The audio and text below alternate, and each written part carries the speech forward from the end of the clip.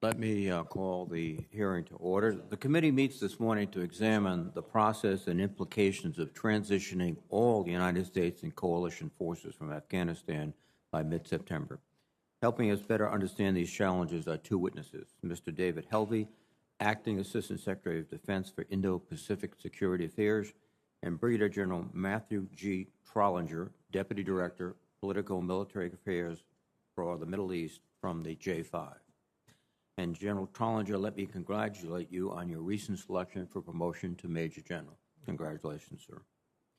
I'd like to thank the witnesses for hearing here today to give us a snapshot of what is happening at this time. However, I want to note that I have repeatedly asked, along with the ranking member for General Scott Miller, commander of NATO's Resolute Support Mission, to testify. This committee has not had an open hearing on Afghanistan with DoD officials since 2017, and the last closed briefing was in December 2019. That is far too long to hear about a mission that involves so many Americans. I understand that General Miller is now very busy with the transition that is underway, but I will continue to press for his appearance at the appropriate time. Last month, President Biden announced the withdrawal of all forces from Afghanistan by September 2021. It must be noted that none of the options available to the President were particularly palatable. He could have left May 1st, as agreed to by the previous administration, or continue to press on with the United States' longest war. It appears that the President concluded that more troops might buy more time and more casualties, but more time would not create a more effective Afghan government.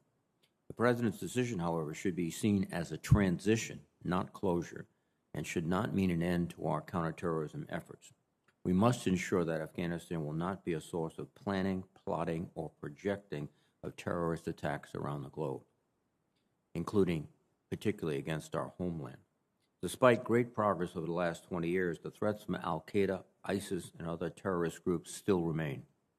The Director of National Intelligence stated in the 2021 Annual Threat Assessment that ISIS and al-Qaeda remain among, in her words, the greatest terrorist threats to U.S. interest overseas, and that they seek to conduct attacks inside the United States, although sustained U.S. and allied counterterrorism pressure has broadly degraded their capability to do so. We must look to transition to a new counterterrorism architecture in the region to continue to degrade al-Qaeda, ISIS, and other terrorist groups and prevent their ability to attack the homeland. CENTCOM Commander General McKenzie recently provided the committee some assurances that such a counterterrorism posture in the region was possible, but cautioned that it would reduce the capability with longer ranges and heightened risk, and will require greater resources. I would be interested in hearing from the witnesses what progress has been made in constructing a follow-on or over-the-horizon posture. Additionally, while the United States and coalition forces will physically transition from the country, international support to the Afghan government, including support to the Afghan security forces, will remain vital to security and stability there. Ultimately, the Afghan government must find a way to govern in a way that earns the confidence of its people, especially beyond the limits of the cities, by providing basic services to include security, education, health care, and justice. It is broadly understood that the Afghan government will struggle to hold the Taliban at bay if international support is withdrawn, and it will be increasingly difficult for the international community to justify continuing to provide such assistance without a functioning Afghan government partner. The difficulty of providing such support to the Afghan security forces is further compounded by the fact that the deal the previous administration negotiated with the Taliban includes the departure of all security personnel, logisticians, and contractors. When the United States transitions from the country, the international presence that is the foundation for security assistance is dramatically reduced, if not entirely removed. I'd like to understand what plans are in place to continue training and assistance to the Afghan forces in light of these factors, and how we will balance that against the need to conduct robust oversight of funding that is provided by the United States and the international community. Lastly, we must do our part to aid those Afghans who have aided us. There are already troubling examples of Taliban plans to target those who have helped the United States, and we must ensure that we have the capacity to bring them to safety. That is why I joined 20 of my colleagues in signing a letter to President Biden this week emphasizing our support for the Special Immigrant Visa, the SIV program for Afghans. I'm particularly grateful to Senator Shaheen for leading this effort. It's an important effort, and she is doing an extraordinary job. I would ask the witnesses to share with the Department what perception the Department sees as its role in such operations, and if any additional authorities might be required in order for DoD to assist the State Department or other agencies leading these efforts. I want to thank you both again for being here this morning, and I look forward to your testimony. Before I turn it to Ranking Member Inhofe, I'd like to remind my colleagues that there will be an informal classified briefing which will include an appropriate DIA representative immediately following this session and SVC 217, the Office of Senate Security. Moreover, I would like to remind my colleagues and request their assistance. We will need to gather a quorum in the President's room at the noon vote to vote out the civilian nominations of Michael McCord for Comptroller and Ronald Moultrie for Undersecretary for Intelligence. I ask that everyone try to be helpful so no one has to wait too long. And at that noon vote, if you could assemble and be prepared to do so, I'd appreciate it very much. With that, let me recognize Ranking Member Inhofe. Thank you, Mr. Chairman. First of all, I oppose, and I've expressed myself several times about the full withdrawal of all troops by September 11th of the year. The fact that the President chose this date, the 20th anniversary of the most horrific terrorist attacks in our nation's history, indicates this was a calendar-based political decision. It was not based on conditions on the ground, which is the strong bipartisan recommendation Congress has given to both the Republicans and Democrats presidents over the last decade. This isn't just my interpretation. An unnamed senior administration official told the Washington Post, quote, "The president has judged that a conditions-based approach is a recipe for staying in Afghanistan forever." Now, I'm troubled by that statement that's been made over and over again, framing the issue, which pretends that there are only two options: unconditional U.S. withdrawal or a so-called forever war. Nobody wants to see the United States troops in Afghanistan forever. We understand that. And that's why I supported a third option, maintaining a relatively small troop presence until the conditions outlined in the February 2020 U.S. Taliban agreement are fully implemented. And I will be talking about that with some questions to the witnesses.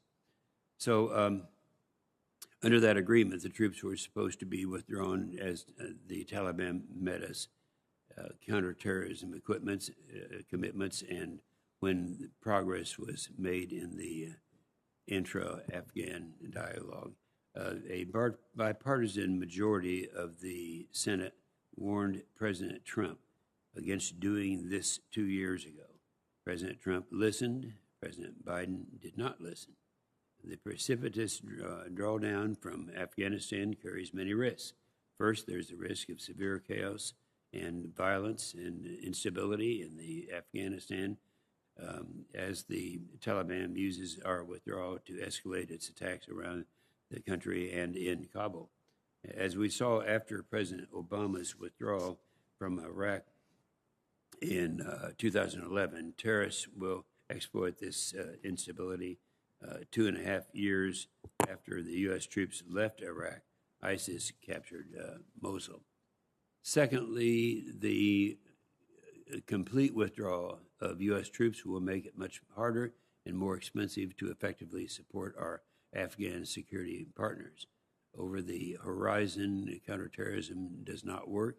General McKenzie, the CENTCOM commander, testified, quote, "The ranges will be greater, the resources will be greater, the risks will all be greater."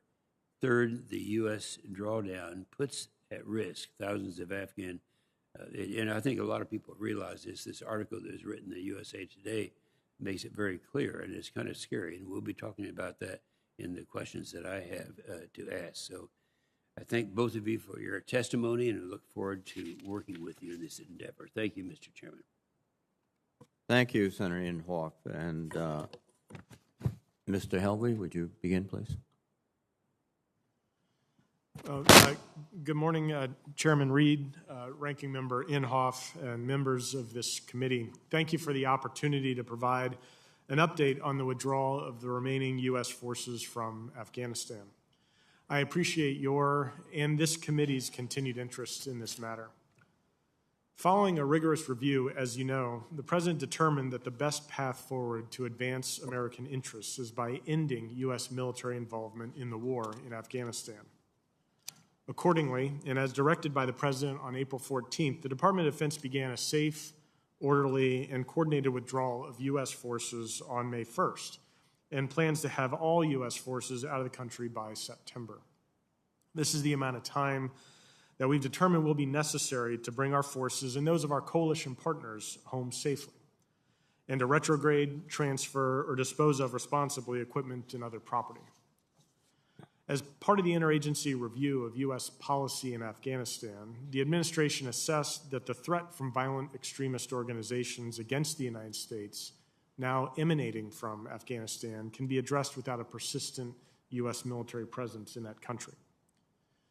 And at the same time, we'll work closely with the Afghan National Defense and Security Forces, or ANDSF, and with our allies and our partners to maintain counterterrorism capabilities in the region sufficient to ensure that Afghanistan cannot become a safe haven for terrorists to threaten our security.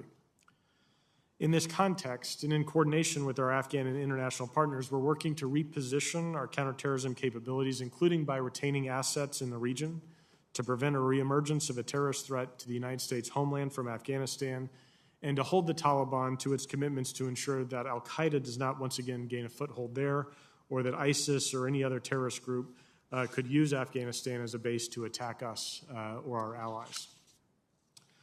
And we'll refine our counterterrorism strategy to monitor and disrupt terrorist threats to our homeland in our interests in a way that corresponds to the dispersed threat landscape that we face today.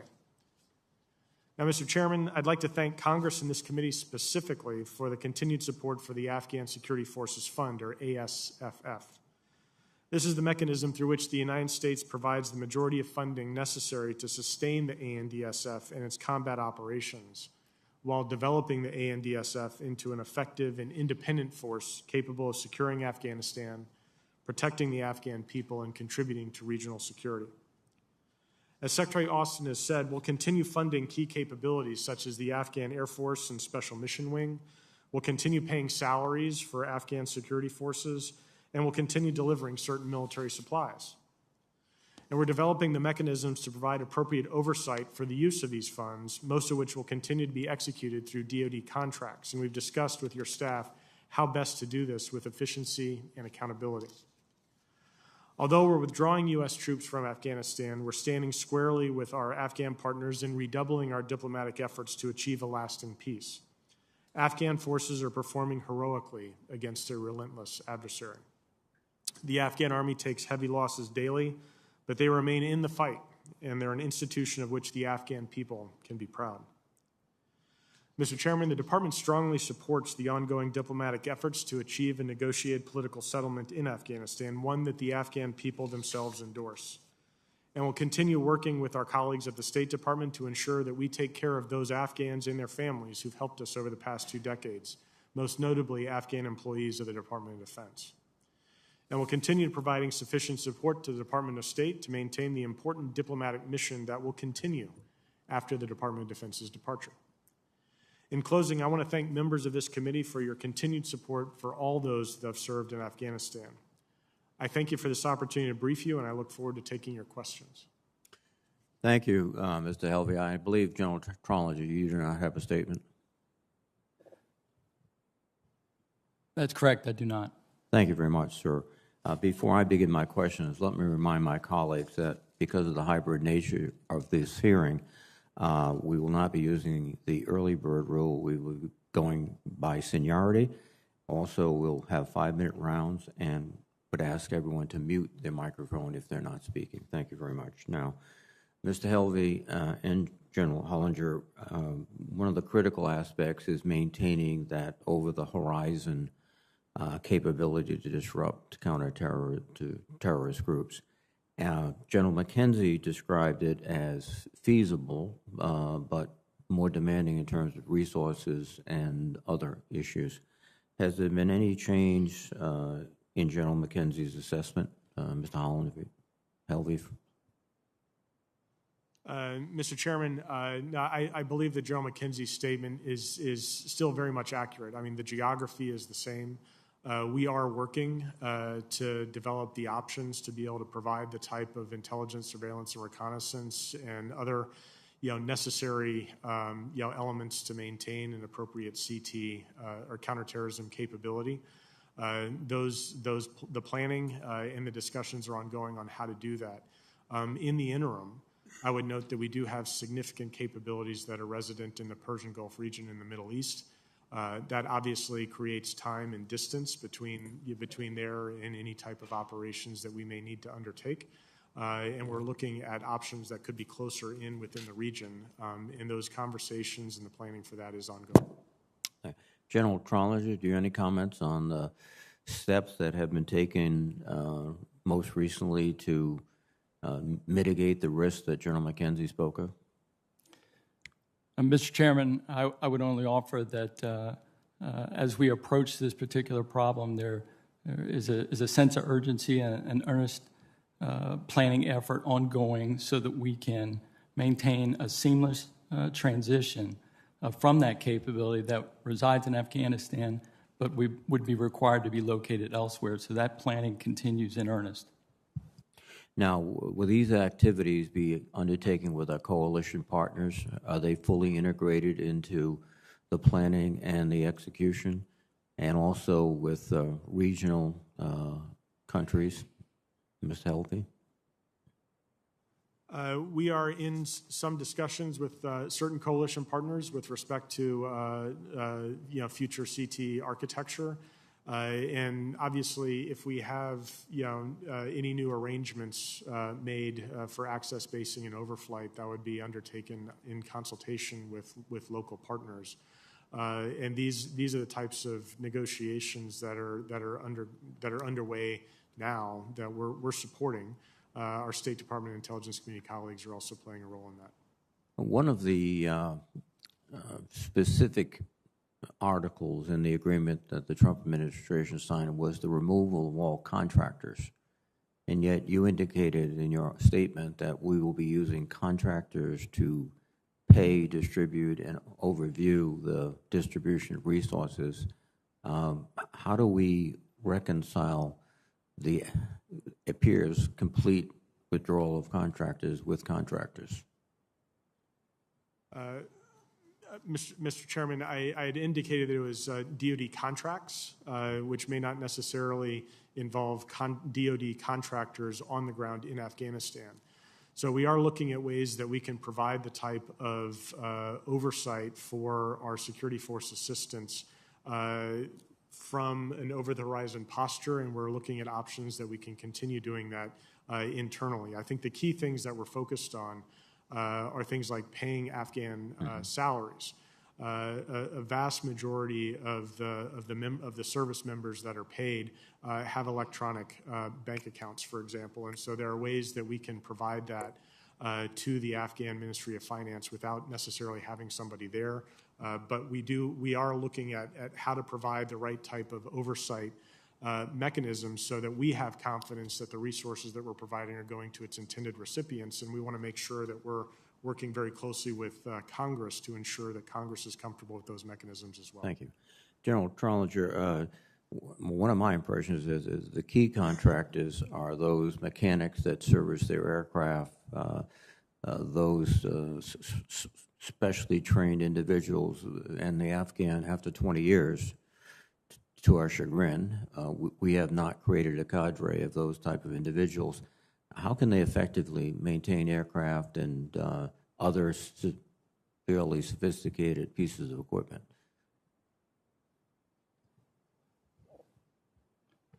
Mr. Chairman, we continue to work with them in looking at the potential ways, a variety of ways that we can get after continuing to support them to work on their aircraft in country, and then looking at options whereby we can facilitate more extensive work on those airframes elsewhere. Thank you. A final question. General Trollinger. We missed a lot of signals in 2014 about the status of the Iraqi army, and then suddenly they collapsed before Mosul, and it was a rush to safety on their part, not to contact with the enemy. How can we avoid that same situation on the ground in Afghanistan, at least knowing the strength and the fighting capabilities of the force on the ground? Mr. Chairman, as we execute the retrograde, we're going to continue to maintain contact with our ANDSF partners, do what we can from elsewhere, from outside the country, and maintain good situational awareness of their current capabilities and any areas where where they may be challenged and we may be able to help them. Thank you very much. Senator Newell, please. Thank you, Mr. Chairman. I know I sound like a broken record, but I've had two consistent concerns with the action in Afghanistan, and I want to ask you each one a specific question about each of these things. One, of course, being with what was supposed to have been done before we would have a withdrawal, and the other having to do with a concern for our coalition forces and their safety.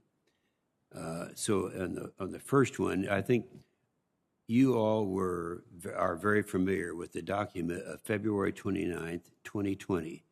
That was the U.S. Taliban agreement established a conditions-based approach drawing down troops in Afghanistan. According to this agreement, the Taliban was supposed to take certain steps against terrorist groups and participate in intra-Afghan dialogue on the country's political future. Now, what I'd like to ask each one of you to briefly respond to, in your assessment, what areas has this agreement come to? What's behind us now? What successes have we had? And which conditions have been met and which ones have not been met from that agreement in February 29th of 2020? Let's start with you, Mr. Secretary. Senator, thank you for that question. I would say right up front that the Taliban's compliance with the agreement has been uneven over time. And I think in terms of areas that we have seen a follow-through or success, they did comply with their agreement not to conduct attacks against the U.S. or coalition forces following the signing of the agreement, and that is largely held, with some very minor exceptions. So I think in terms of the attacks against U.S. and coalition forces, they complied with that. As I've testified publicly and said publicly previously, however, their violence against the Afghan forces and the Afghan people remained very high throughout this period. Okay. With respect to the entering into inter-Afghan negotiations, they did do that. And last September, they began discussions with the Afghan government on future peace arrangements. Those discussions have not been fruitful, but they did begin. Okay. That's fine. We're running out of time here. General, do you generally agree with the comments or the answer that was given by the Secretary? Senator, I do agree, and would just offer that, as Mr. Helvey mentioned, since that agreement was signed, the Taliban has not targeted the U.S. Or coalition forces. I think that's kind of a mixed answer. I understand it. I appreciate it. But I don't think we've met the conditions that we talked about. And, of course, this is a different administration. Now, the second area that I've been concerned about for a long period of time came from a number of articles and awareness that's out there. We've seen, and one of them was that I actually had talked about, was found in the USA Today, May 10th. Now, in this thing, they talked about what's going to happen with our allies, people who stood by us, and if we withdraw in a manner that they're talking about. And such things in the article say, quote, that you will see the dead bodies in every street, and where he said he's already being tracked by the Taliban. They will slaughter us. They're in a panic right now because there's been such a backlog of these visas. It goes on, and I do want to ask at this point in the record, Mr. Chairman, that this be a part of the record.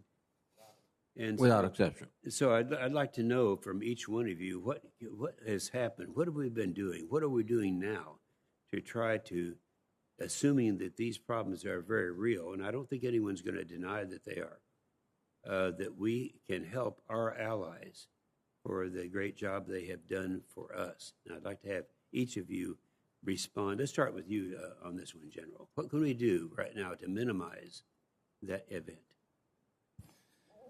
Senator, we continue to coordinate very closely with our coalition partners. We went into this together. We've adjusted over the years together, and we're coming out together. And we continue to work together to do our best to support the ANDSF and the government of Afghanistan. You say we're coming out together. That's correct. Okay, to me, that makes that even worse. What do you think, Mr. Secretary? Senator, thank you for that question. I agree with you. We have a moral obligation to help those that have helped us over the past 20 years of our presence and work in Afghanistan. We are working very closely with our State Department and interagency colleagues to look at programs like the Special Immigrant Visa Program. However, as you know, that program in and of itself is limited. Yes. We'd like to be able to work with Congress to be able to increase the quotas and the resources for special immigrant visas. But there are certain categories of our Afghan partners that wouldn't meet the thresholds for special immigrant visas. So we need to look at other tools and other mechanisms to help those that have helped us, whether that's significant public benefit or humanitarian parole or other types of mechanisms that we can use to facilitate this. And we are working within the interagency to be able to identify those and get the proper resources attached to them. With respect to special immigrant visas, we're working very closely with State Department to identify and provide data that can help to provide the identification and the identities of those employees of the Department of Defense that would qualify.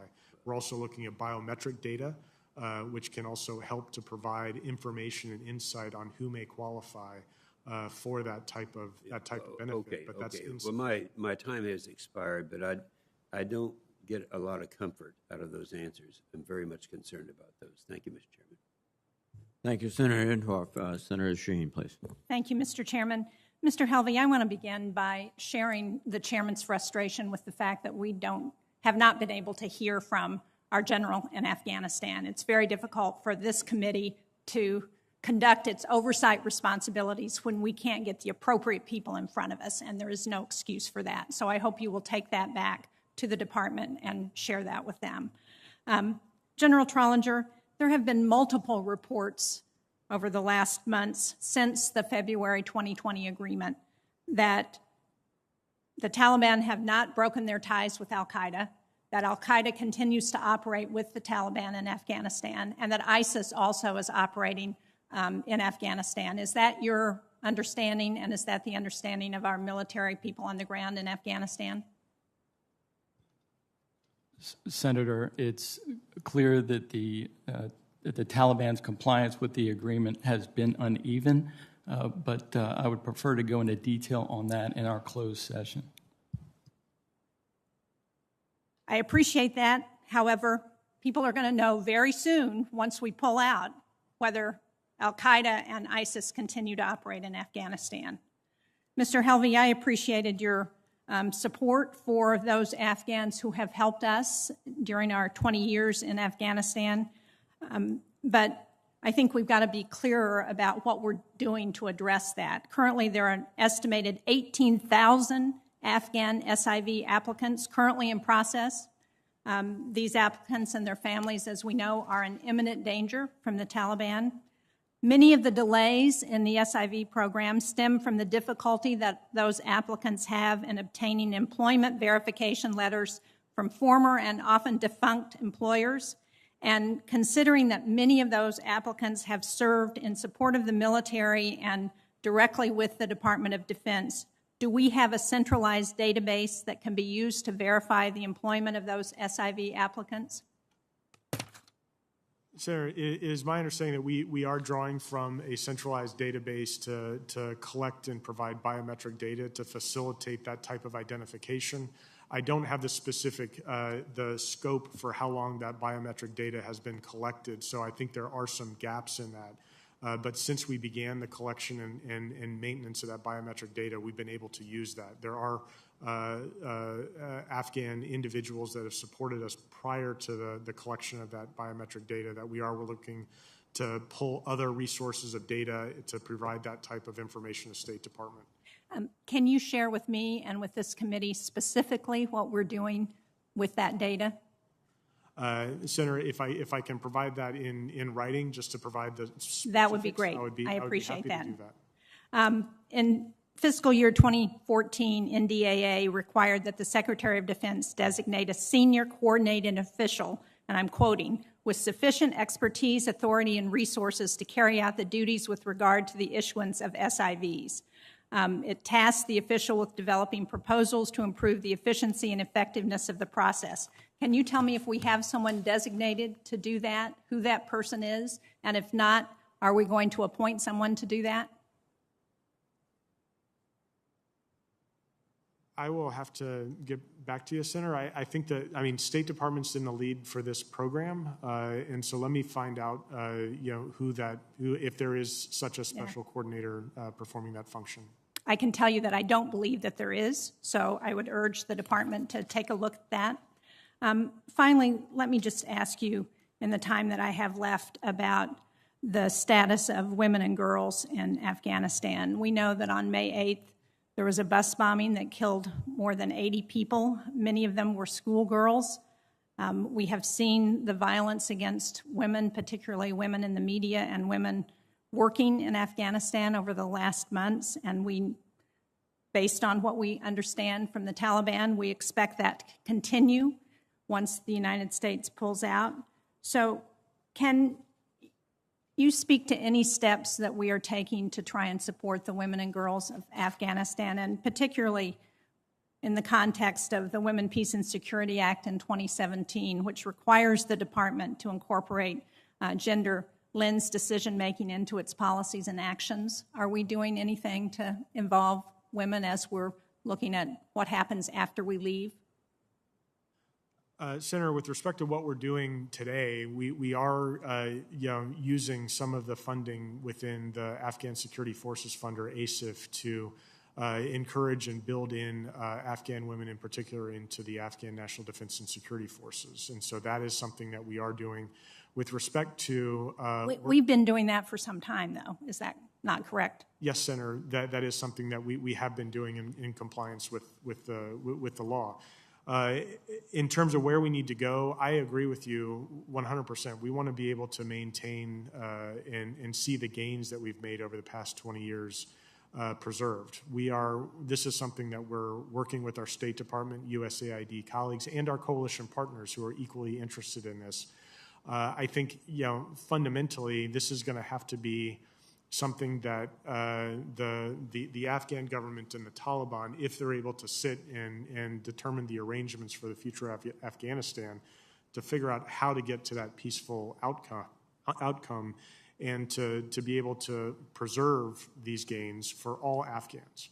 And I think with respect to what the Taliban does in the future, this is something that Ambassador Khalilzad has talked about. At some point, if they are in a position where they are exercising power or influence in Afghanistan, they're going to need to have international support. And that does provide a degree of leverage that the international community would have on the Taliban in how it treats the people within the borders.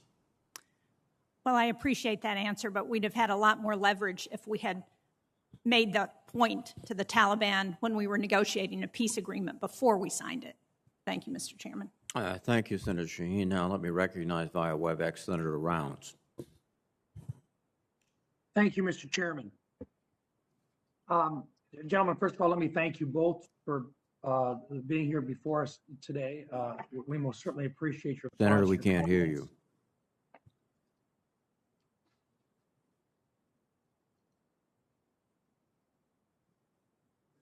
How about now? We can hear you on WebEx, but maybe not in the committee We room. still cannot hear you. So, Yeah, Mike, we can hear you on WebEx, so staff just has to turn up your volume in the committee room. yeah, I think they need to, you got it now? We can hear you now. All right, great. Yeah, thank you. Thanks, Senator Gillibrand. Appreciate that. Gentlemen, first of all, let me just begin by saying thank you very much for your time in front of the committee today. I don't think this is necessarily the type of a meeting that you relish to come before the United States Senate. I want to begin by acknowledging that there is no perfect answer to what should be done next in Afghanistan. We've been in a protracted state of war for almost 20 years. At least 2,448 service members and DoD civilians have died. An additional 20,722 service members and DoD civilians have been wounded in action, according to the current DoD website. The human cost has also been borne by our NATO allies, the Afghan National Security Forces, and the Afghan people. Finally, we can never forget the 2,997 people who were killed on 9/11. My question is this: is there a middle ground where we continue, or where we could continue, to support the government of Afghanistan that would recognize the lives sacrificed and the hundreds of billions of dollars our citizens have invested in this endeavor? One that provides the resources to Afghanistan to prevent a return to being a haven for terrorists or the creation of a power vacuum which would benefit China, Russia, and Iran, while the Afghan government develops the unique capabilities that only we currently can provide. Gentlemen? Senator, thank you for that question. And if I may, that is the path that we are seeking to embark upon. While we are retrograding the forces out of Afghanistan, we want to make sure, and the President has been clear, he wants to continue providing support and assistance to our Afghan partners. So to the extent that we can, we're looking at ways to be able to continue providing the critical support to the ANDSF in terms of continued paying their salaries, continued providing assistance for contracted logistics and maintenance, and providing support for the Afghan Air Forces and the Special Mission Wing, which are... Mr. Elliott, I hate to let me just ask this. Are you talking about providing that until we are out of the country, or are you talking about providing that over an extended period of time? We're talking about providing that after we leave, in addition. The challenge that we face today is making sure that we've got the right type of oversight mechanisms that we're working, but the intent would be that we would maintain that support, provided we also continue to get the support from Congress. The intent would be we would maintain those resources and that assistance to the Afghan government. Thank you. I appreciate. I think you're answering my question on it. I do want to ask General Trollinger, rather than asking you the same question or expecting you to respond, I think because this will be a policy decision that the administration will be making, I want to go to you and I want to ask you this: with the U.S. withdrawing U.S. forces from Afghanistan by September, one has to question the ability of the Afghan security forces to stand their ground against the Taliban, and our ability to successfully conduct over-the-horizon counterterrorism operations. I know we've kind of touched on that a little bit, but I want to ask it this way. In your professional military judgment, can we successfully and continually combat threats posed by the Taliban, Al-Qaeda, and other violent extremist organizations via over-the-horizon operations? I absolutely believe we can, Senator. We have the capabilities to be able to posture in the region where it's required. We have the capabilities to be able to monitor potential adversaries, track those adversaries, and then strike when conditions permit and allow. Do we have the will to do that? Is that the plan right now? The plan right now would be to make a seamless transition from what we have currently in Afghanistan to other locations that would be able to meet our overarching objectives of ensuring that Afghanistan doesn't become a safe haven for terrorists that would attack the U.S. or our allies. Gentlemen, thank you for your answers. Mr. Chairman, I yield back. Thank you very much, Senator Rounds. Now let me recognize via WebEx Senator Gillibrand. Thank you, Mr. Chairman. I'd like to continue the questioning that Senator Shaheen started. General Challenger, with the U.S. and NATO's departure, human rights groups, non-governmental organizations, schools, and business are left trying to figure out contingency plans for female employees, for female students, should the Taliban return to power by force or through an agreement with the Afghan government. Considering the Taliban is already restricting the human rights of women in the territories they control, what is the U.S. doing to ensure peace negotiations result in a deal that protects women throughout the country, particularly after the withdrawal?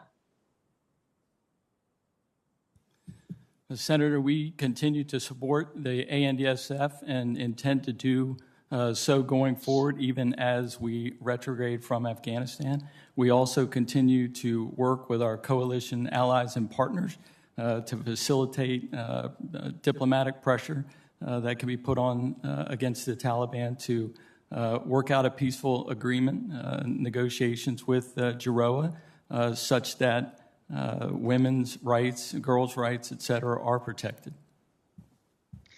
Mr. Helvey, over the last 2 decades, the United States has spent more than $780 million to promote women's rights and gender equality in Afghanistan, and the efforts have yielded mixed results. What kinds and amounts of funding should we expect in the future? How will funding be implemented given the security situation after troop withdrawals? And second, Afghan women have pointed to the vocal support by the United States and other international actors as key factors to advancing rights and participation in the public sphere. What will the U.S. do to continue to advance women's rights and gender equality? Senator, thank you for that question, and you're right to point out we have spent resources to promote the rights of women and girls and other minorities in Afghanistan as part of our policy and approach there.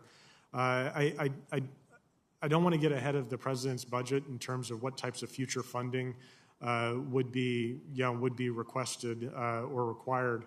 But with respect to in response to this previous question to Senator Shaheen, ASIF does have specific requirements for promoting women in the Afghan Defense and Security Forces, and our intent would be that would continue. We'd also continue working with our state and USAID and coalition partners in providing the type of diplomatic support and pressure, pressure on the Taliban, because I think fundamentally the best way to protect the rights of women, girls, and minorities in Afghanistan is to realize a negotiated, peaceful settlement and outcome to the war that's been in Afghanistan for the better part of 40 years. I have some counterterrorism questions and assessments of Taliban strengths that I will ask in closed session. But let me just ask one more question of General Challenger before my time expires. What's your assessment of the security of the U.S. Embassy in Kabul? And what is your assessment of how the security situation in Afghanistan after the withdrawal of troops will affect the ability to conduct diplomatic and other operations? I think our diplomatic facilities in Kabul remain secure, and planning is ongoing currently to ensure that remains the case as we continue to conduct our retrograde.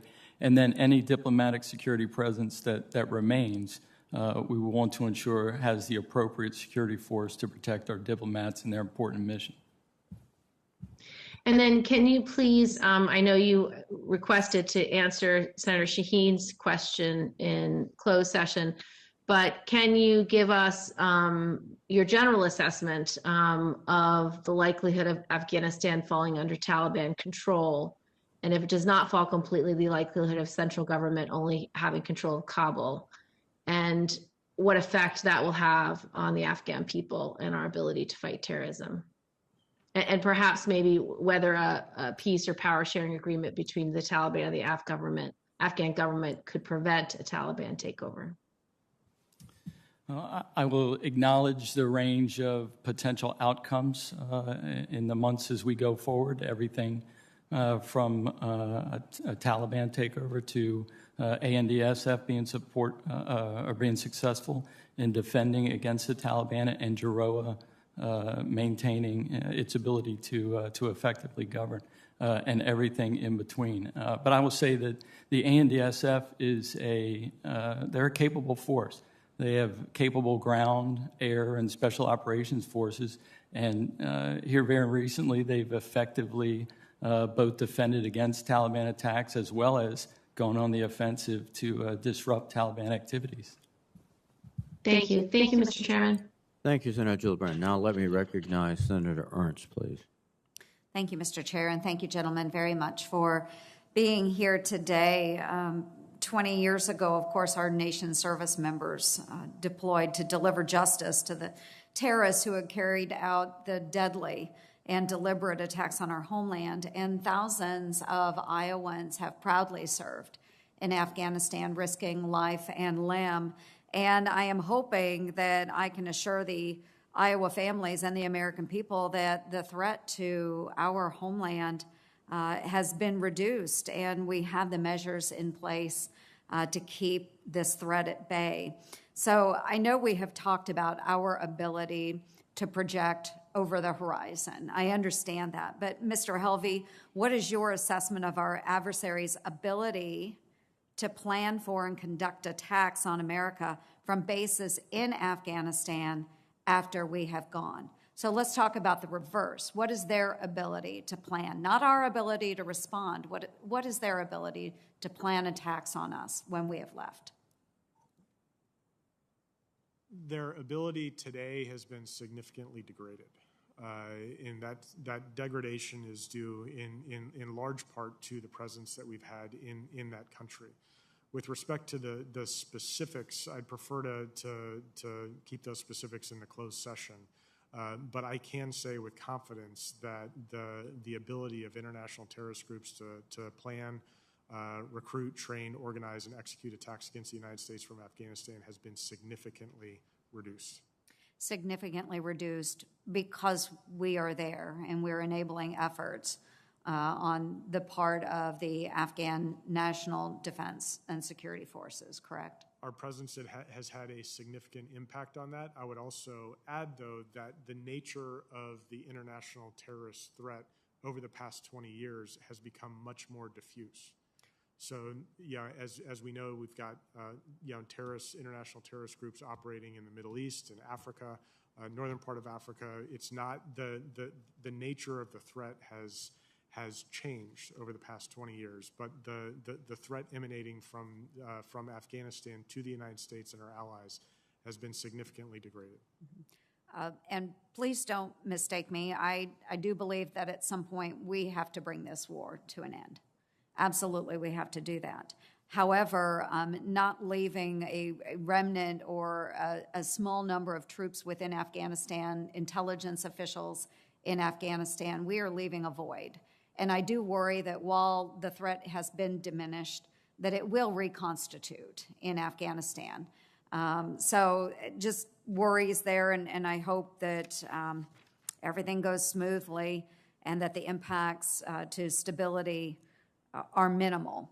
I do also share the concerns raised by Senator Shaheen and by Senator Gillibrand. And Senator Gillibrand and I went to Afghanistan pre-pandemic, and we were able to visit a number of training facilities where Afghan women were being trained in various secretary and clerical positions, but also as women warriors. And I am very, very concerned about what will happen to them, what will happen to girls that have attended school and are now working in businesses. So I just want to reemphasize that. Senator Shaheen is leading a letter. I am a co-lead to our president asking for those special immigrant visas. It is something that we are very concerned about. Just in the news this morning coming from Iowa, we have an Afghan interpreter in Iowa Falls, and his asylum request has been denied. He just received the letter the other day. So if you can also work with the State Department and just stress to them, as we are stressing to them, how important it is that as we're withdrawing, we are also making sure that we are protecting those who have enabled our forces in Afghanistan. It is extremely important. And it's not just the men that have served as interpreters, but it will also be the women and girls that have stepped up to assist us as well. So I am running out of time. I know this is a very important hearing. You can hear the level of frustration in all of our voices as we're going through this. I do believe that, again, that we need to withdraw our forces. I think that is important, but we need to do it in a smart and meaningful way. And I sincerely hope that this is the right plan, because if not, we will see a significant threat increase to our homeland, to our allies, but most certainly to the people that we are leaving behind. Thank you, Mr. Chair. Thank you, Senator Ernst. Now let me recognize Senator Kane, please. Thank you, Mr. Chair, and thank Ranking Member, and I thank our public servants for their testimony. Every concern expressed by everyone on this committee on this issue is very legitimate. I don't think there's just a completely clear answer, but I just want to state quickly, as I have before, that I support President Biden's decision with respect to the removal of U.S. troops. We have been in Afghanistan. It's the longest war in American history, 20 years come this September. It took us 10 years to find and kill Osama bin Laden, the perpetrator and mastermind of the 9/11 attack. And then for 10 years, we've done our best to build up and train an Afghan security apparatus that was essentially non-existent when we began the war in 2001. The civil war in Afghanistan had degraded the Afghan military and national security forces and police to such a degree that we pretty much had to start from scratch. 20 years in, I think I'm right, although I will certainly accept correction from the experts. The Afghan army is now about 180,000, as by my sort of quick analysis. The Afghan Air Force is 7,000 with hundreds of aircraft. The Afghan National Police is 116,000. All of these security components have been funded, built, carefully trained over these 2 decades by the United States and by other allies. The Taliban is estimated to be at about 55,000 to 85,000. And so the combined Afghan national security apparatus, if I'm correct in this, is over 300,000, and the Taliban, a formidable fighting force, is 55,000 to 85,000.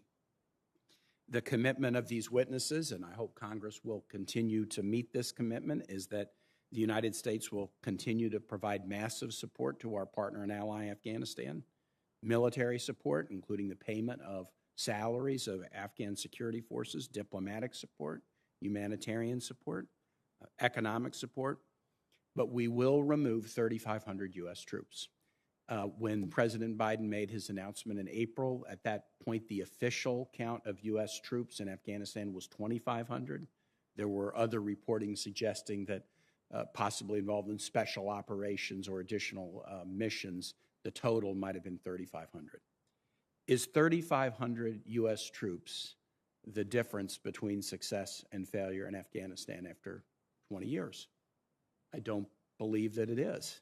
I don't believe the 3,500 U.S. troops, because no one in this committee, as far as I'm aware, is proposing to increase the number of U.S. troops.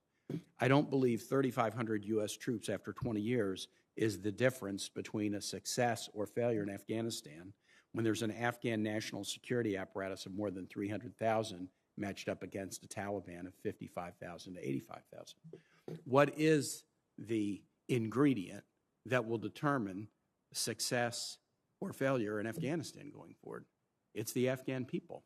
The Afghan people who have experienced a significant increase in life expectancy, who've experienced a significant increase in the education of their young, including the education of young women, a dramatic improvement in public health infrastructure and other elements of civil government. The Afghan people will have to decide, is it worth fighting for? And it can't be worth more to us than it is to them. And that's kind of a painful thing to say. It's kind of a cold, tough thing to say, but success in Afghanistan can't mean more to the United States than it means to the Afghans. And at the end of the day, I believe it won't mean more to us than the Afghans. I believe the Afghans, having seen the benefits of improved quality of life over 20 years, will decide that they want to keep that rather than to go backwards and experience what they were during the time when the Taliban and others were engaged in a massive civil war of the country. But if the Afghans choose at the end of the day that that doesn't matter to them, there's no amount of U.S. troops, none.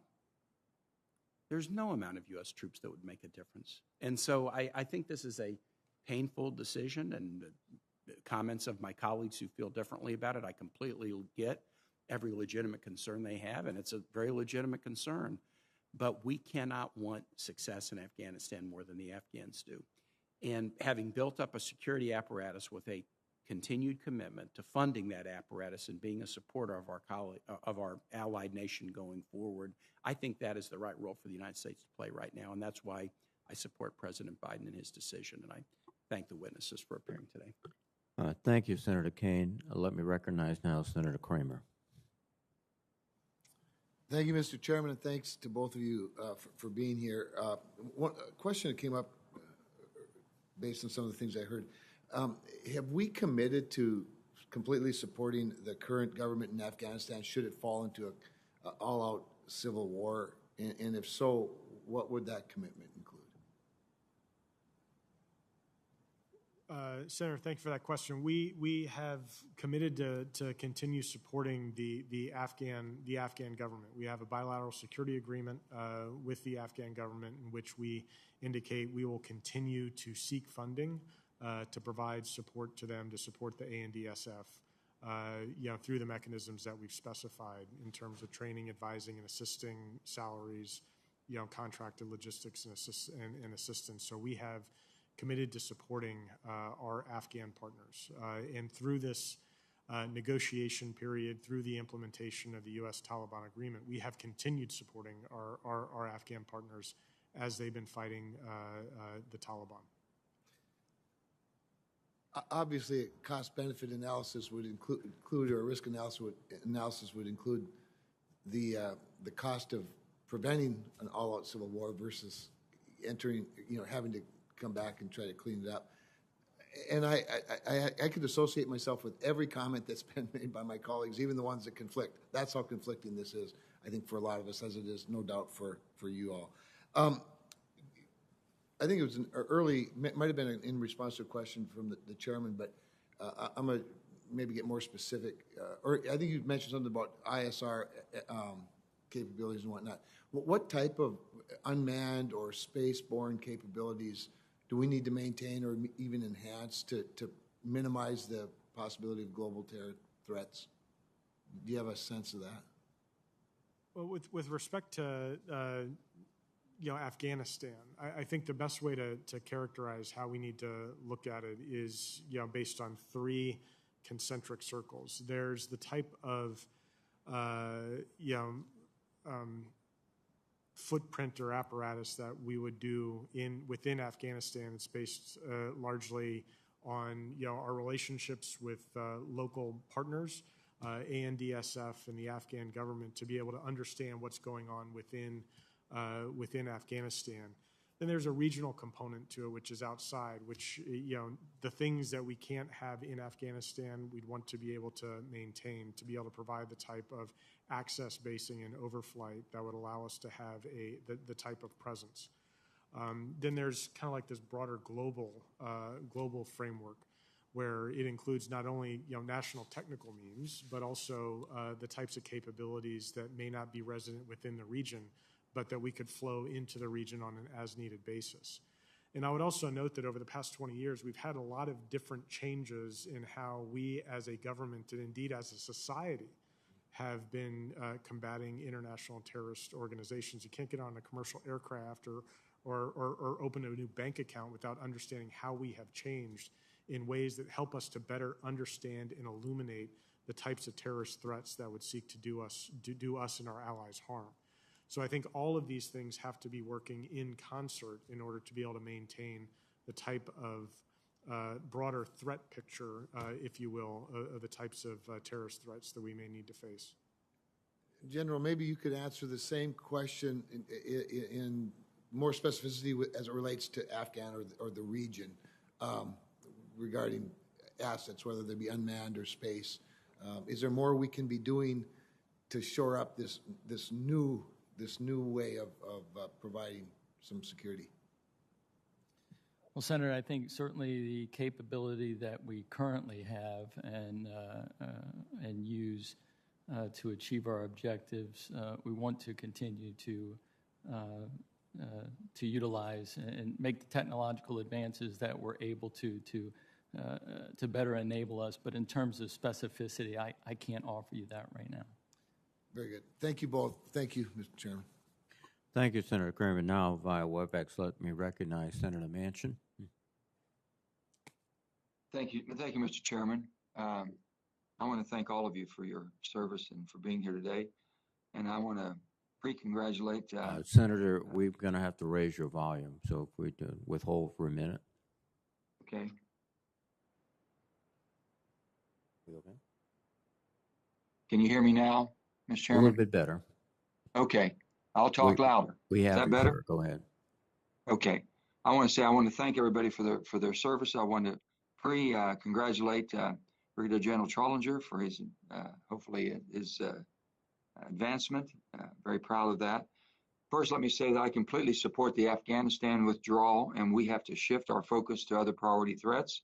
The future of Afghanistan and any global impacts rest on whether government can prevail by securing their country and upholding their 2004 Constitution. Between 2009 and 2020, we increased and decreased troop strength at least 5 times. These shifts in end strength ranged from a few hundred to as much as 23,000 personnel. Additionally, we experienced major diplomatic and operational delays in 2012 with insider attacks, and in 2013 with President Karzai temporarily suspended security talks with the U.S. More recently, the Taliban continues to refuse to negotiate efforts until all foreign forces are out of Afghanistan. So one question I would have to General Trollinger: how will our withdrawal from Afghanistan impact other combatant commands?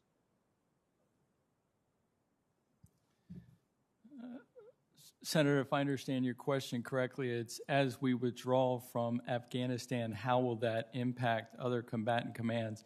And the only thing I can offer is that it is not in any way adversely impacting others. Thank you. Mr. Helvey, one of my fears about our withdrawal from Afghanistan is that it will become a power vacuum in which terrorist organizations can recruit, train, and operate from. With nearly no assets on the ground, we are going to have to rely on regional partners to work with us to stay ahead and on top of counterterrorism efforts. Are you confident in our regional partners and their capacity and commitment to driving terrorism out of the region?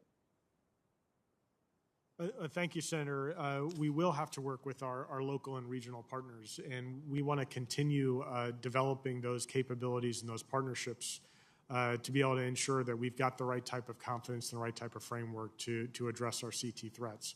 That's one of the things that we as a department, in concert with our interagency colleagues, are doing today, is to make sure that we've got the right type of arrangements, relationships, and framework so that we can ensure that Afghanistan never again becomes a safe haven for terrorism. Could you outline your assessment of Pakistan and specifically the Pakistani Intelligence Service, the ISI, and the role you expect them to play in our future? Pakistan has played an important role in Afghanistan, and they have supported the Afghan peace process. Pakistan, as you know, also has allowed us to have overflight and access to be able to support our military presence in Afghanistan. We will continue our conversations with Pakistan because their support and their contribution to the future of Afghanistan, the future peace in Afghanistan, is going to be critical. Thank you. General Trollinger, the amount of assets that we have accumulated in Afghanistan has to be significant. Specifically, we have provided the Afghan forces with Black Hawk helicopters, A-29 Super Tucano planes, armored vehicles, mine rollers command and control capacity, and large generators. What assets are you planning to leave behind for the Afghan forces? What assets will be withdrawn and what assets will be destroyed? Well, Senator, as we conduct the retrograde, we will be transferring facilities some vehicles and other equipment that the Afghan National Defense Forces can utilize in their ongoing efforts to secure the country.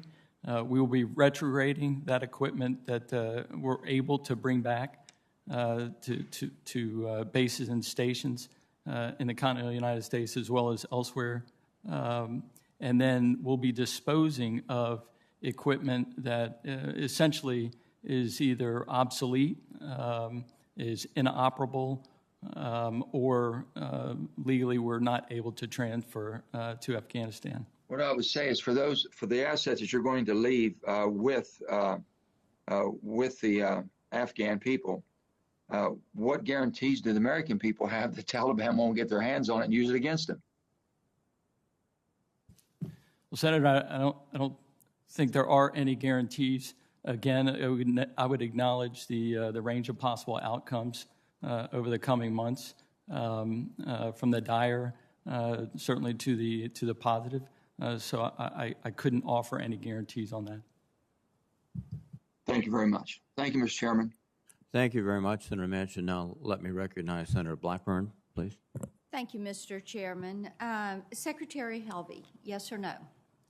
Do you expect the Taliban will take over Afghanistan when we leave? Sorry, Senator. Yes or no? I do not expect the Taliban to take over Afghanistan after we leave. So then why does the IC's annual threat assessment say the Taliban is likely to make gains on the battlefield and the Afghan government will struggle to hold the Taliban at bay if the coalition withdraws support?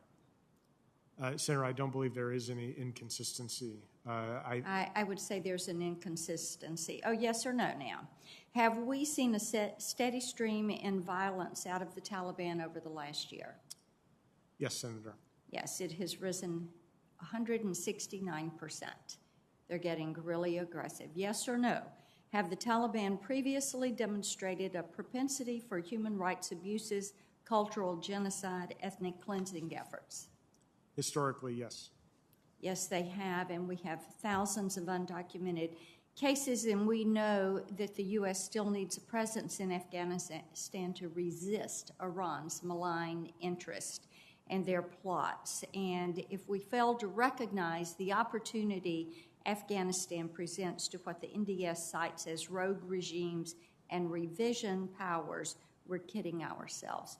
General Trollinger, yes or no for you? Do you agree with the IC's annual threat assessment that, and I'm quoting, Iran will hedge its bets in Afghanistan, threaten instability, is worried about a long-term U.S. presence in Afghanistan, and as a result is building ties with both the government in Kabul and the Taliban so it can take advantage of any political outcome? Yes or no? You agree? I would agree. Okay, thank you.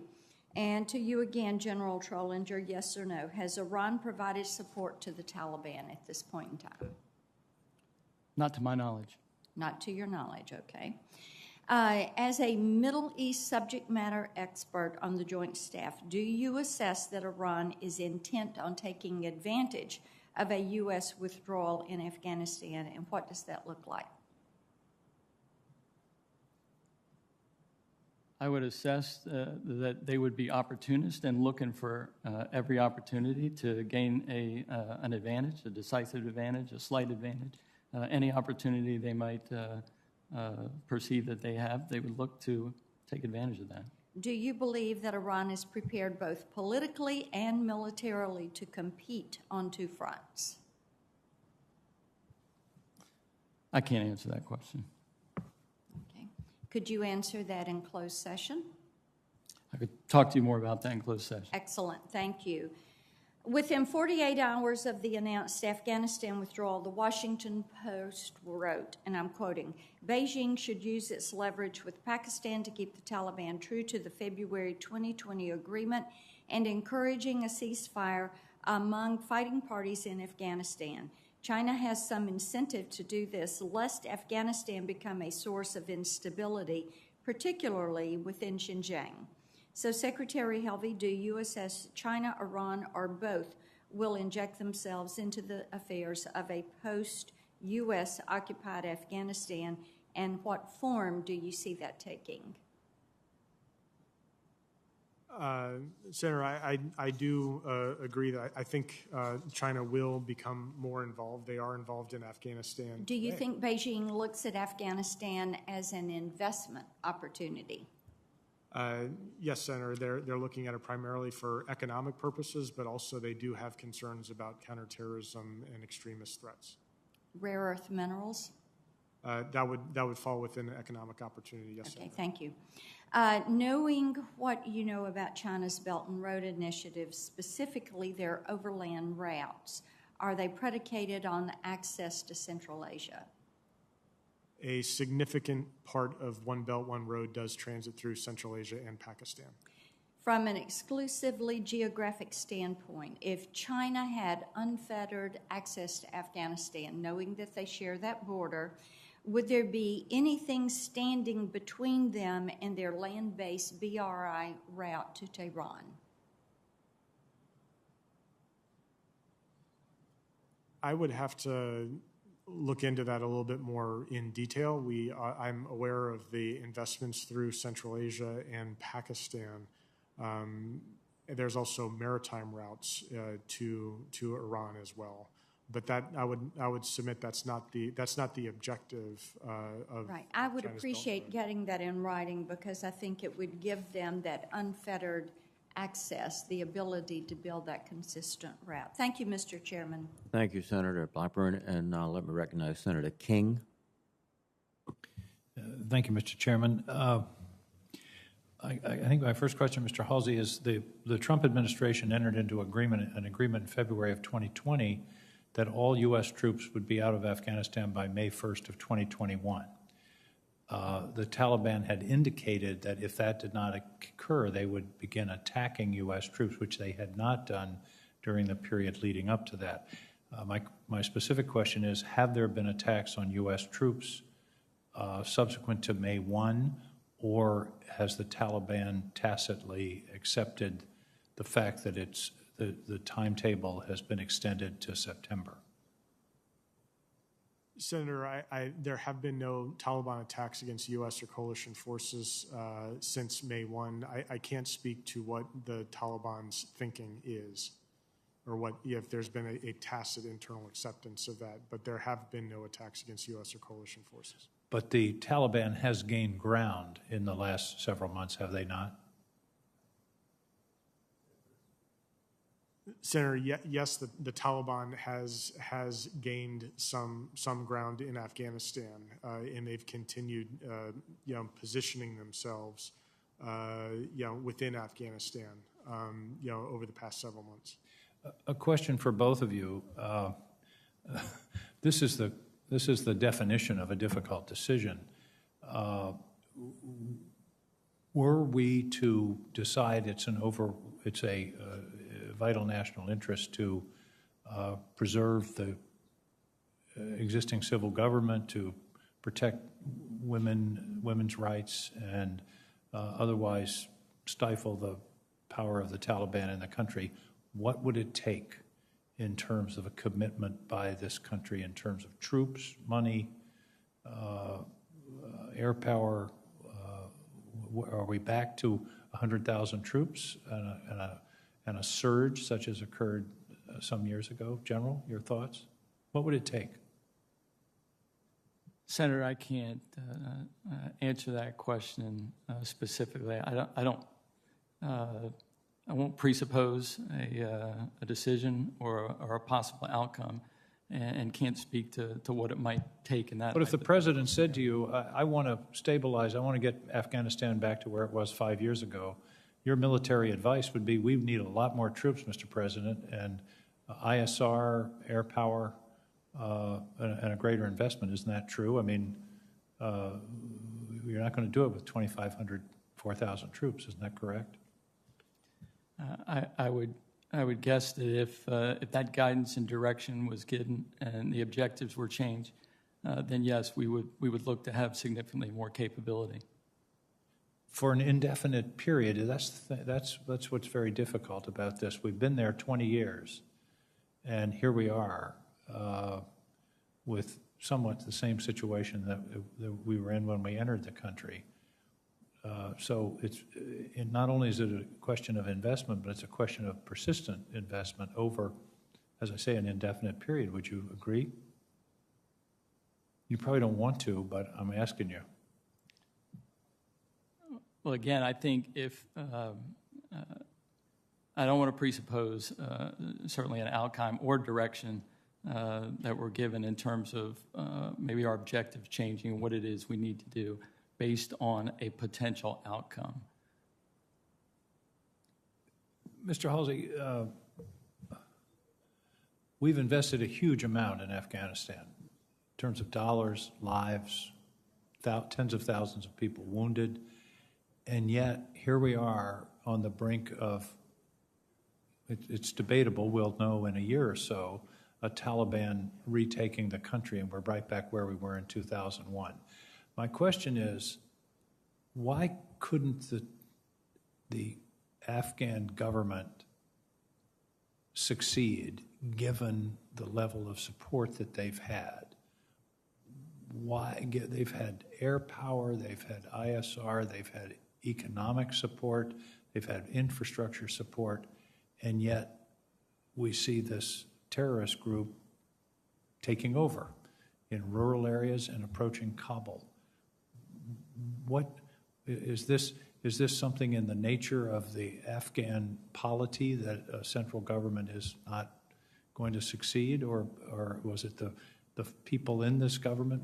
Why are we where we are given the level of investment we've made? Senator, that's a complicated question. I mean, in part, I think you've hit on a number of points. I think, the central government in Afghanistan has not been strong. It's been, over the course of Afghan's history, it has not been pronounced by strong central government. In fact, it's largely been weak and diffuse and distributed. What we have seen and what we've tried to promote is a greater, central government kind of bringing all Afghans to the table and being part of a governing system that can ensure security for the country and economic development. That has been difficult, and that is not yet complete. I think in terms of why we were there, Senator, I think it's important that we were there. We were there because of the attacks against this country. It was a counterterrorism mission. It was a counterterrorism mission. That's why we were authorized forces to go there. And it succeeded for 20 years. It has largely succeeded. We brought the perpetrators of the 9/11 attacks, to justice, and we have significantly reduced the threat of international terrorists emanating from Afghanistan. I think the president's decision reflects his determination that American interests can best be served by completing and ending the U.S. military involvement in Afghanistan. That doesn't mean that the U.S. involvement in Afghanistan concludes. We will continue to work with the Afghan government. We'll continue to maintain a diplomatic presence, and we'll continue providing support to our Afghan partners, because we do have interests still in Afghanistan, but the president's determination is our interests can best be served without a military presence in that country. Thank you. Thank you, Mr. Chairman. Thank you, Senator King. Let me recognize Senator Tuberville, please. Thank you, Mr. Chairman. Thank you for being here today. Today, 41% of our veterans served in our wars in Iraq and Afghanistan. It's our largest group of veterans ever, 7.8 million. We paid the ultimate price. As a nation, in discussion on withdrawal needs to bear the sacrifice in mind, our Afghan veterans will be listening closely today. General, where will our nearest base be to Afghanistan after we pull out?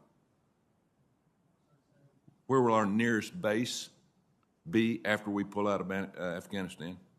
After we pull out of Afghanistan, I believe our nearest base would be in the Arabian Gulf region. Yeah, thank you. In your experience, has the U.S. been successful in over-the-horizon counterterrorism efforts in the past? Yeah. You know, I've got, tell my age a little bit, went through Vietnam, 18 years old, they stopped the draft. I didn't go, had a lot of buddies that went, some didn't come back. One of my worst memories is that helicopter over our embassy when we're pulling out.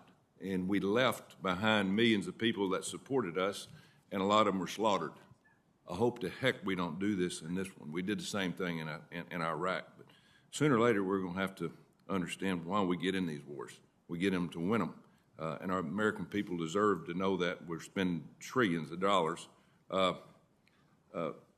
Secretary, the U.S. Embassy in Afghanistan is already known as a veritable military bunker. Do you believe that we'll be able to maintain that embassy? Senator, yes, and we are working today with our State Department, U.S. Embassy Kabul, Joint Staff Central Command counterparts to determine what specifically the requirements would be to maintain that embassy and how to resource that. That's also something that we're undertaking in concert with our coalition partners as well.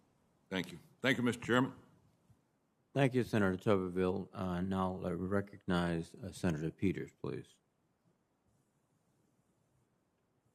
Thank you, Mr. Chairman, and gentlemen, thank you for being here today. Thank you for your testimony.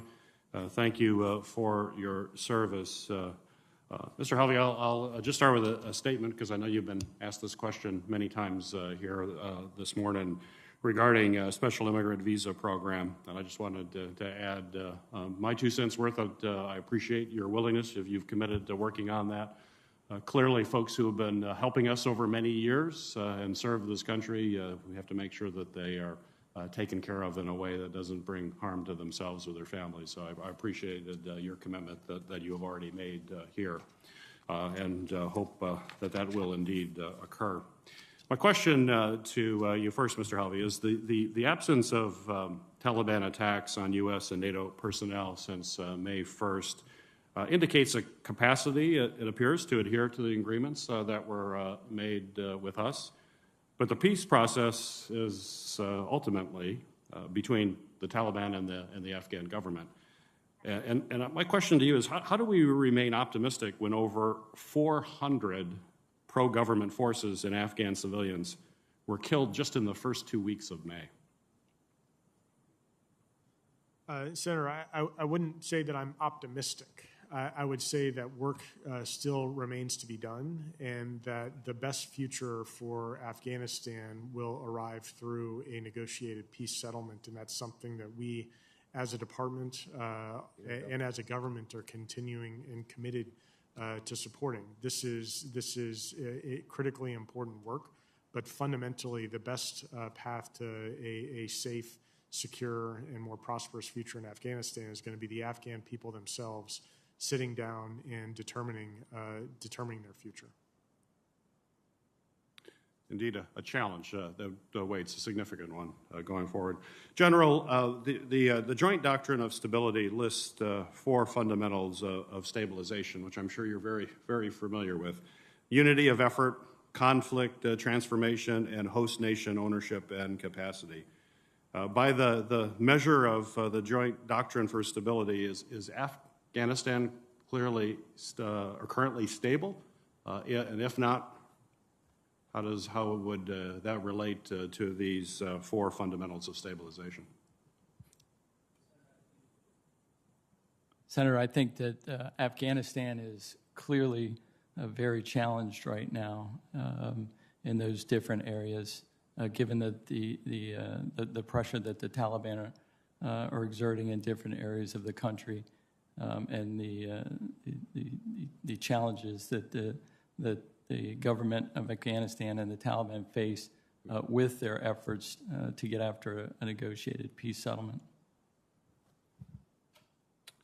Mr. Helvey, in addition to funding capabilities and paying salary, will the Department of Defense continue institutional capacity building, such as the Military of Defense Advisor Program going forward?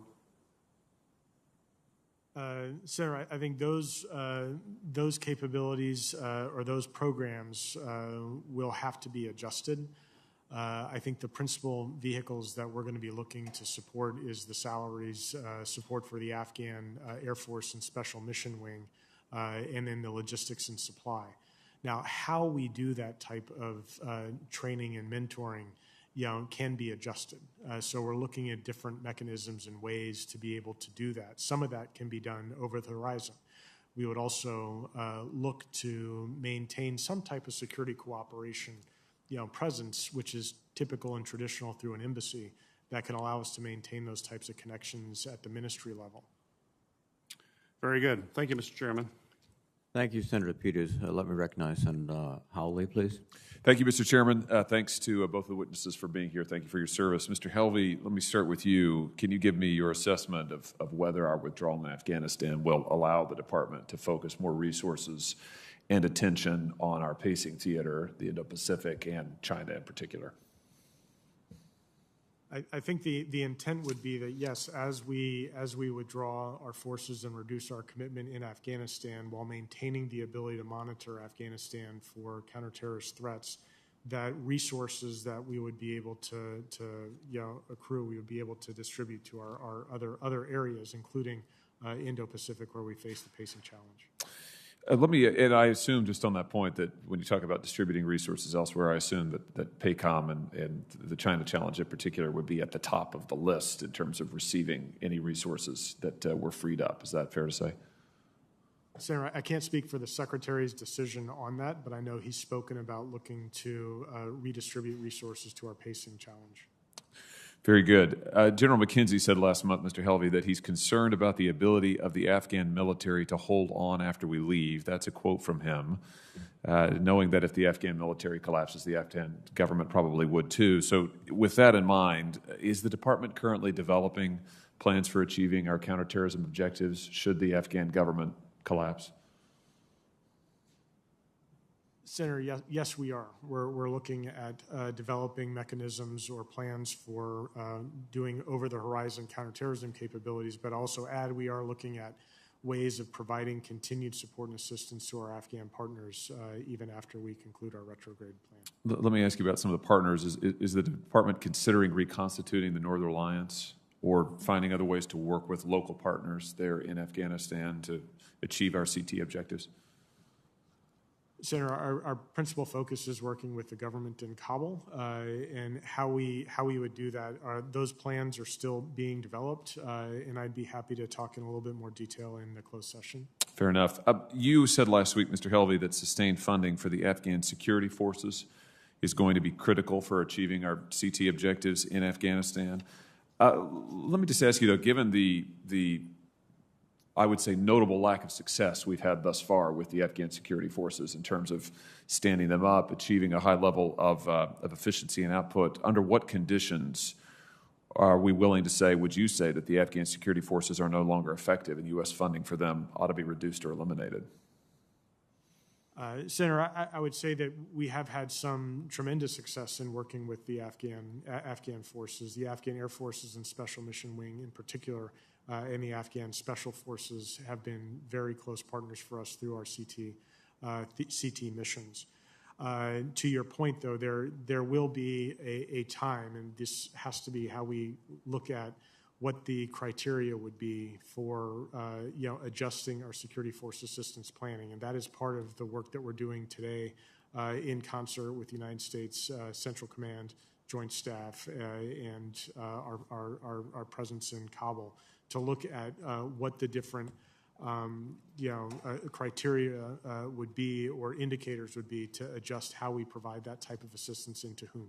So has the department developed criteria then for adjusting or terminating the Forces Fund, the Afghan Security Forces Fund?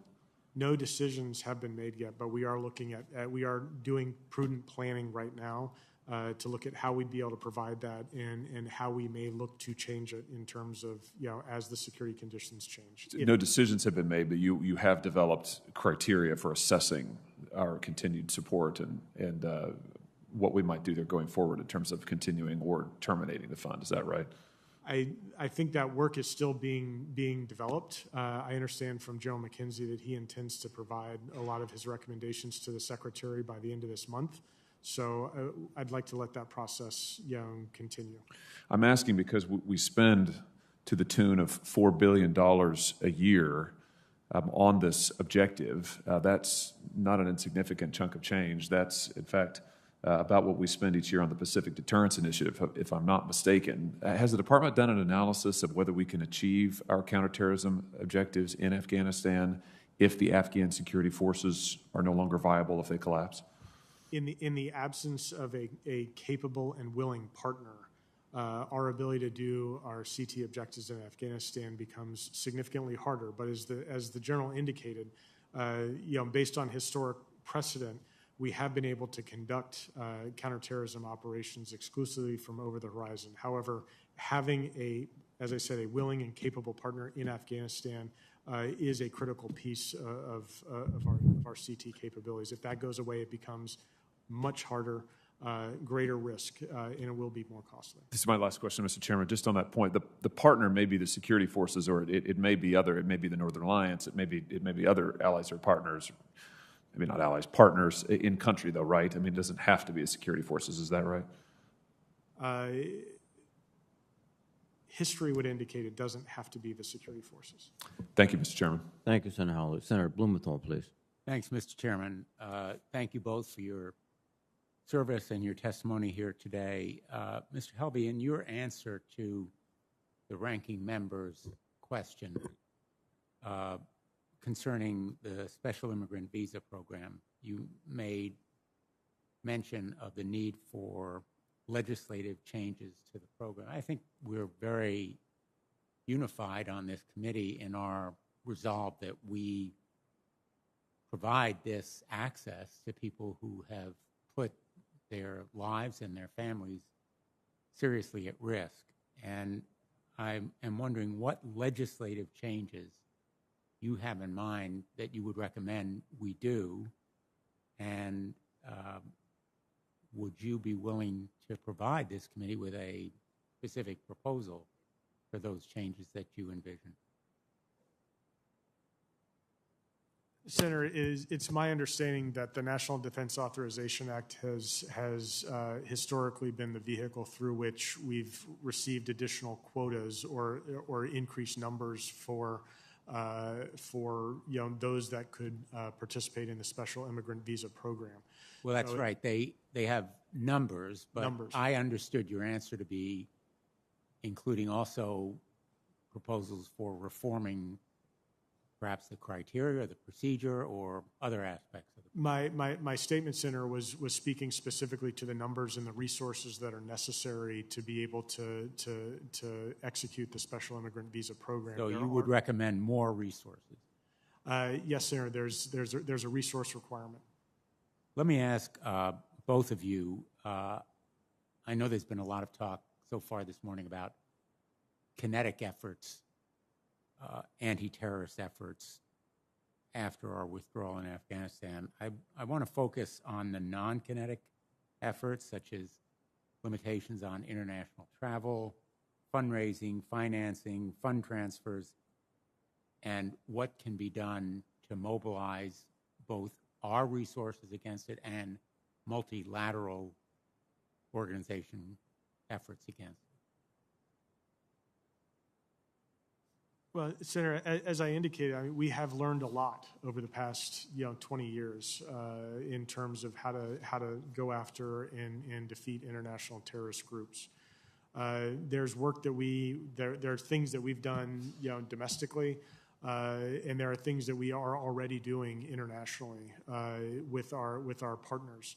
I think to the extent that we continue to identify, ways and those tools that we can use unilaterally or in concert with allies and partners to better illuminate terrorist threat networks and then prosecute them, I think that's necessary and important. Whether it is things like, financial action task force work to be able to go after terrorist funding and fundraising, or trying to harmonize our work for air travel or these types of ways to be able to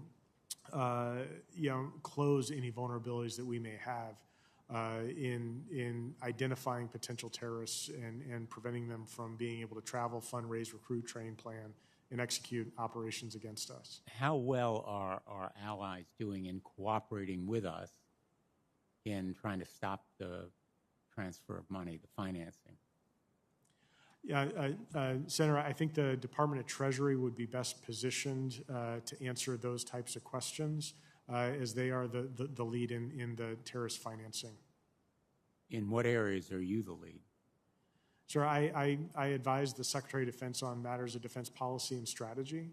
And so with respect to our defense policy strategy, our operations, the resources that we have in supporting our Afghan defense and security force partners, cooperation with allies and partners in counterterrorism policy, that's where my my focus is. The Taliban reportedly earns $200 million or more from drugs, illegal timber, pistachios, taxes imposed on the local population, and there are revenue streams from funding sources, all of it going to support the military operation.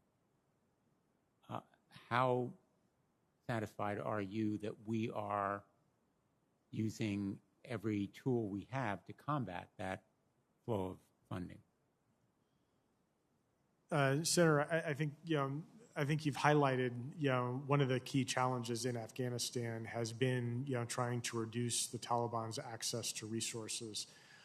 Part of the South Asia strategy was focused on looking at better ways of going after in particular the drug network within Afghanistan to be able to prevent the Taliban from gaining access to those resources. This has been a very difficult problem that has persisted over the past 20 years. I think there's more work that can be done. That will be much more difficult, obviously, if we're not there. So we'll be reliant on working with the Afghan government to address that, to be able to maintain the law enforcement and the counter-narcotics work within their own country. Thank you. Thanks, Mr. Chairman. Thank you, Senator Blumenthal. Now let me recognize via WebEx Senator Warren, please. Thank you, Mr. Chairman, and thank you, Mr. Helvey and General Trollinger for being here. The U.S. first sent troops to Afghanistan to root out al-Qaeda and their Taliban hosts and to prevent them from using Afghanistan as a haven to launch another 9/11 type attack. That was 20 years ago. And we accomplished that limited objective rather quickly.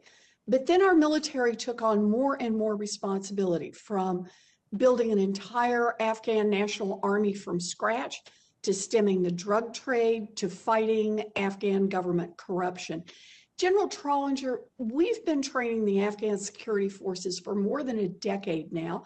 We've been providing them with the best equipment, with hands-on training, and enabling their operations with American air power.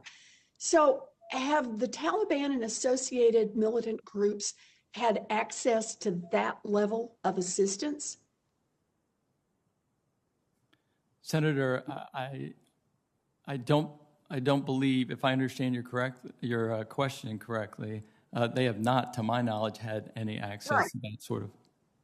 Okay, so here we are, that we have given all this assistance to the Afghan army. The Taliban hasn't had that kind of help, and yet the Taliban prevented us from achieving anything close to the security conditions that we've been seeking, or else we would have left long ago. So does that suggest it's bigger than just a military problem? Let me ask you, Mr. Helvey, does corruption remain an endemic problem in the Afghan government? Senator, corruption is a problem in Afghanistan. Okay, and does the government still lack the public support necessary for it to govern effectively across the country? The Afghan government does maintain, popular support. I think that support, though, is not evenly distributed across the country. I take it the answer to the question, does it have public support necessary for it to govern effectively across the country?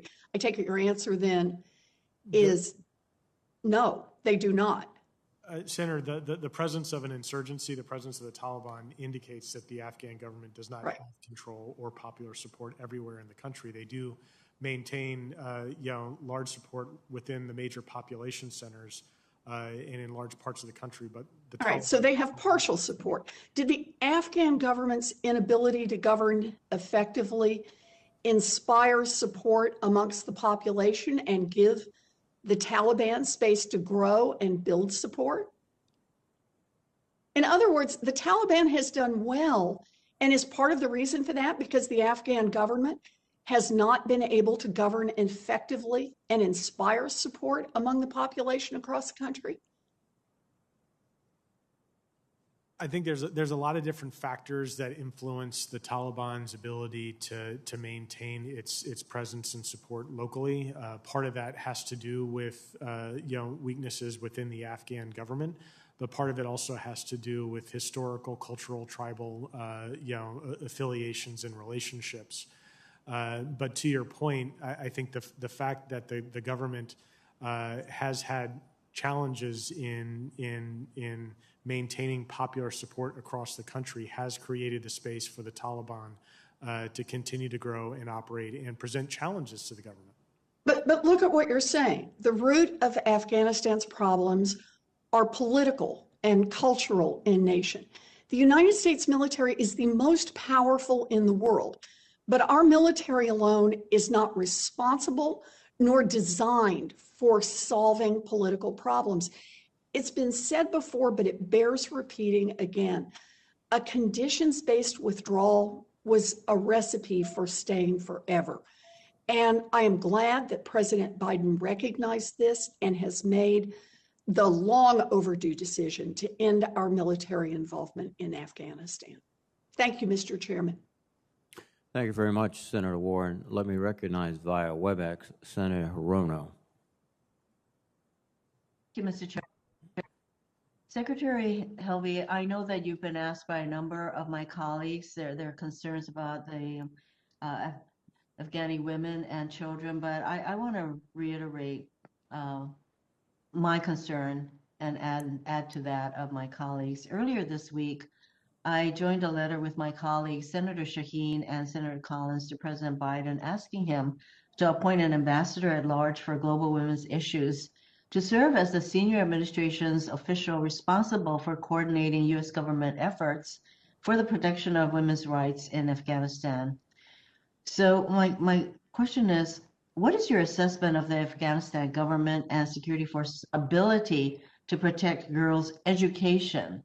Let's just focus on education in the country. Mr. Secretary? Senator, thank you for the question. Thank you for your support for Afghan women and girls. I think we've been able to see significant progress in Afghanistan since 2001 in advancing human rights and opportunities specifically for women and girls, and education is an important part of that. I think the contributions that women have made in Afghanistan and the progress that those contributions have enabled across the society as a whole are remarkable. We continue to work, using the tools that we have as a Department of Defense to try to continue to promote the role of women in peace and security and the role of women in the Afghan National Defense and Security Forces. I know the State Department and the U.S. Agency for International Development are looking at this through their resources, tools, mechanisms, and authorities.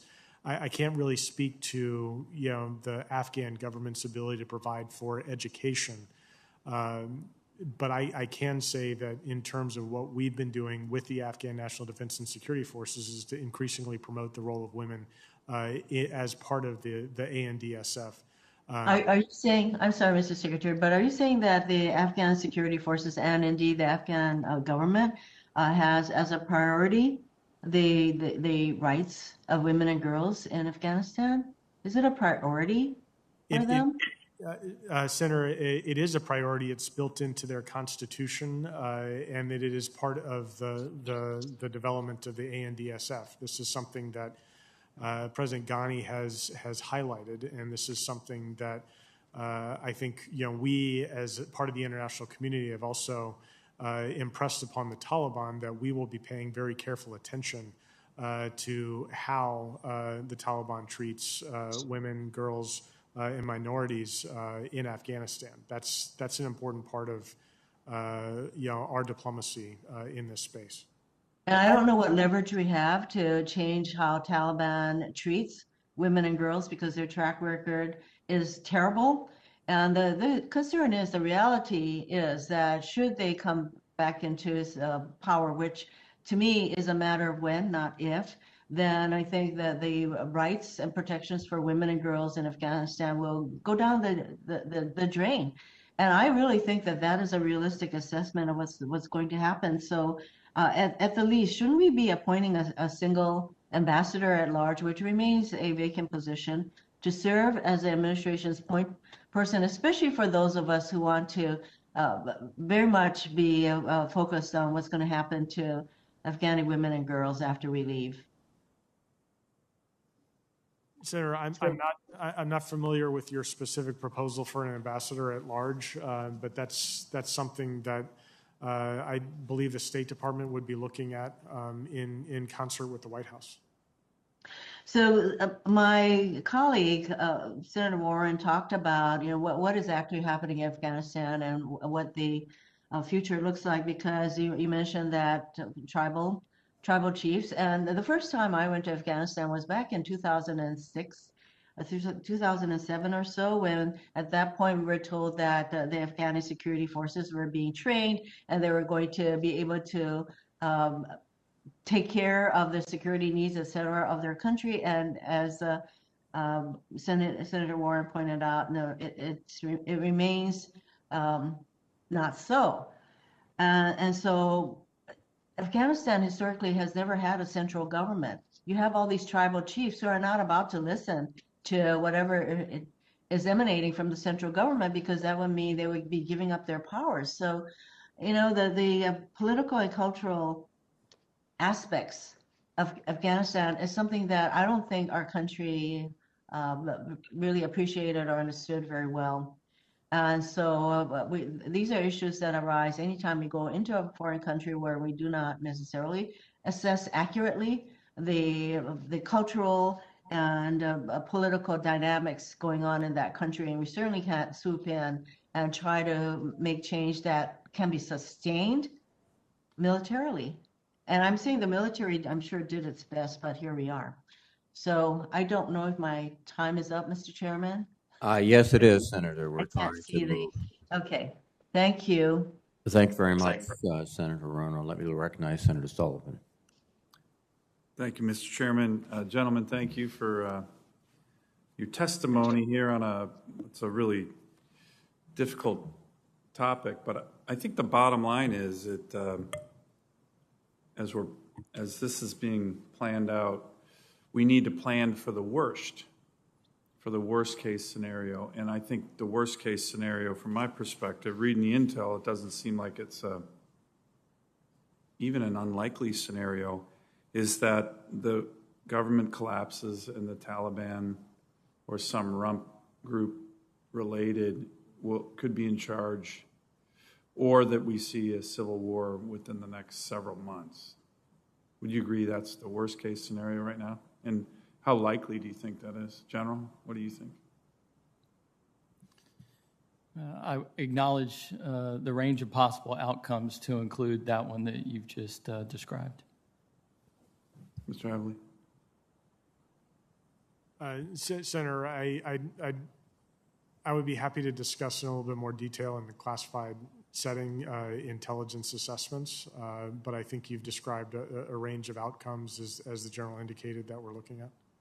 So it seems to me, let's assume a worst case scenario, civil war or Taliban, or God forbid, Al-Qaeda in charge again of that country, a terrorist potential safe haven. So, General, how far along are we on kind of I know it's already been discussed, but a CT presence capability? Because I think everybody here agrees having this country, Afghanistan, as a safe haven for major violent extremist organizations, particularly Al-Qaeda or ISIS or the Taliban, is not in the interest of the United States at all.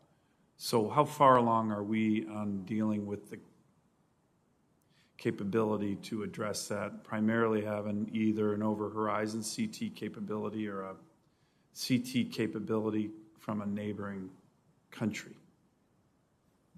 Senator, that planning and coordination is ongoing.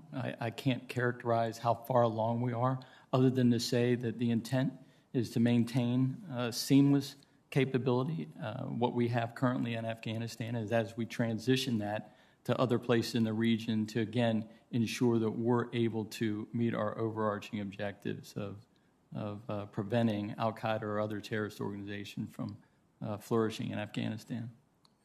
So let me turn to another element of given the worst case scenario, and that's, I know it's already been discussed, but I think it's an important one.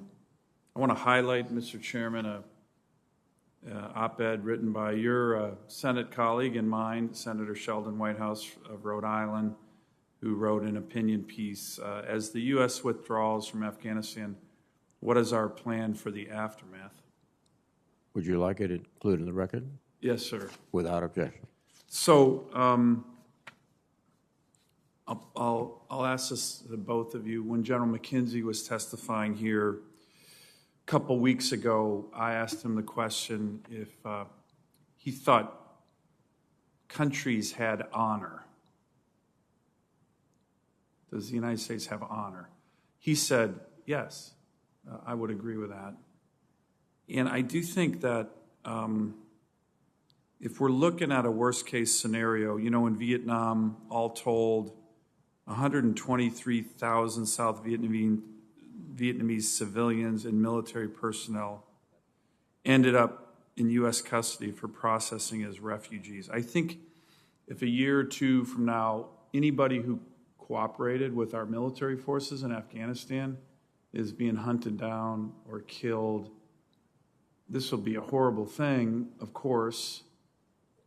And if we have the ability to prevent that, kind of the way we tried to in Vietnam at a big scale, I think it's in the interest of our nation to do that. I think it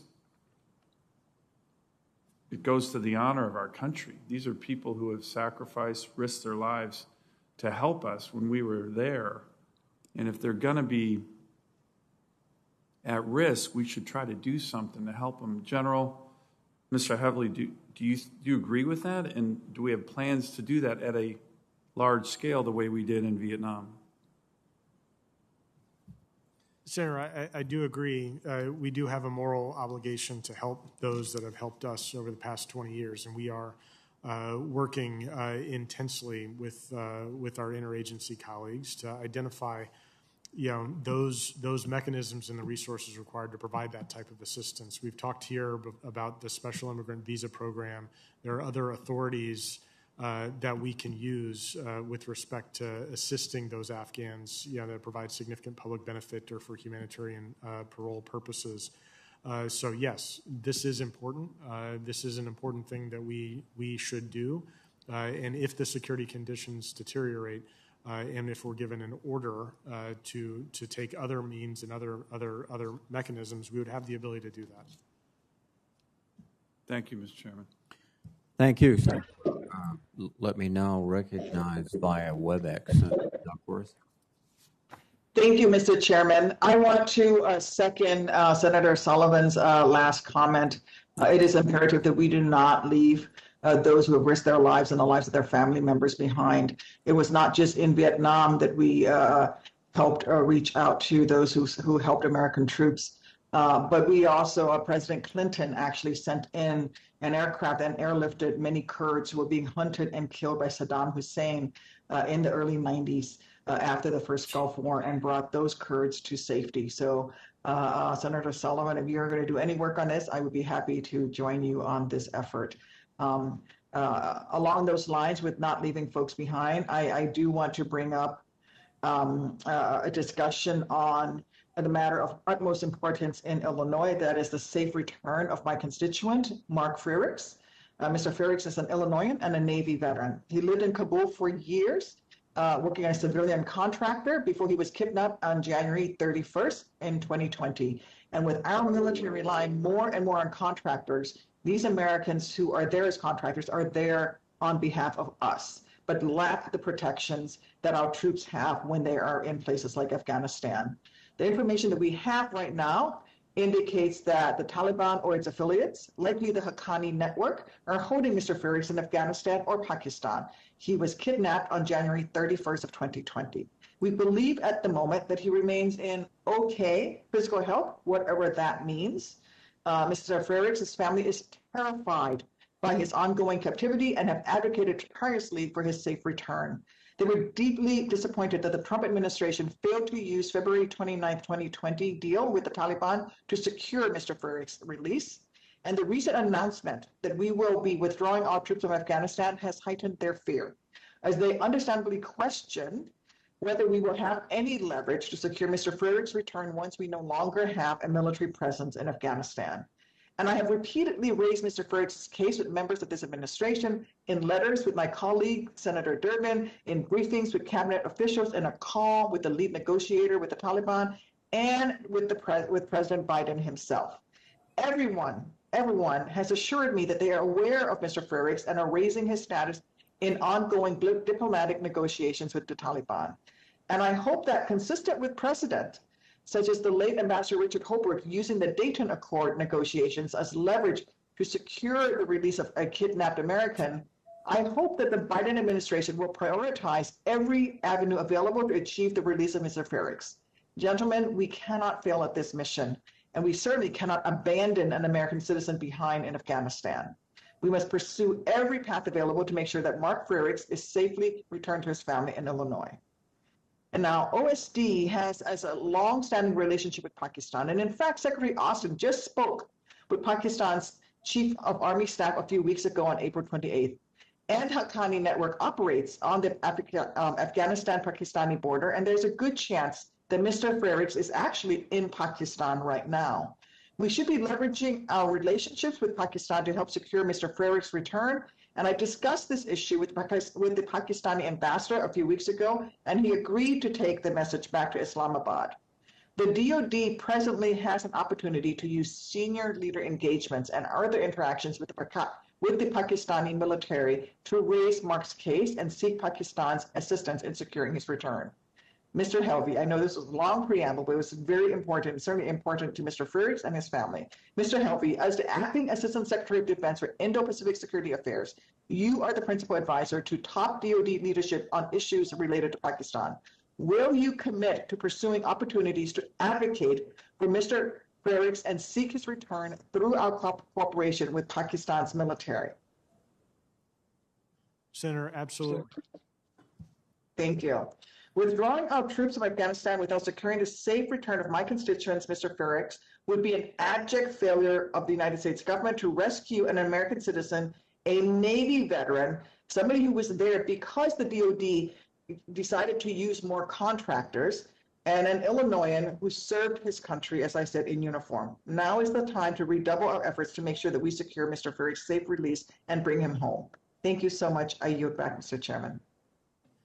Thank you very much, Senator Duckworth. Let me now recognize via WebEx Senator Rosen. Thank you, Chair Reed. Appreciate it. Ranking Member Inhofe, this is a really important hearing. Thank you to the witnesses. And I want to start by expressing my gratitude and my respect to the hundreds of thousands of U.S. troops who bravely served in Afghanistan, including members of my own team and the brave men and women of the Nevada National Guard. I'm particularly thinking of the 20,722 troops who bear the scars of battle.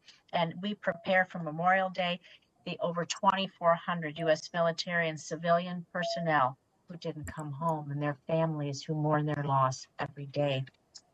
We have to talk a little bit about the continued support for the Afghan. You know, President Biden's Afghanistan withdrawal announcement, he stated that we're going to reorganize our counterterrorism capabilities and the assets in the region to prevent a reemergence of the threat to our homeland from over the horizon, and that will continue to support the government of Afghanistan and keep providing assistance to the Afghan National Defense and Security Forces.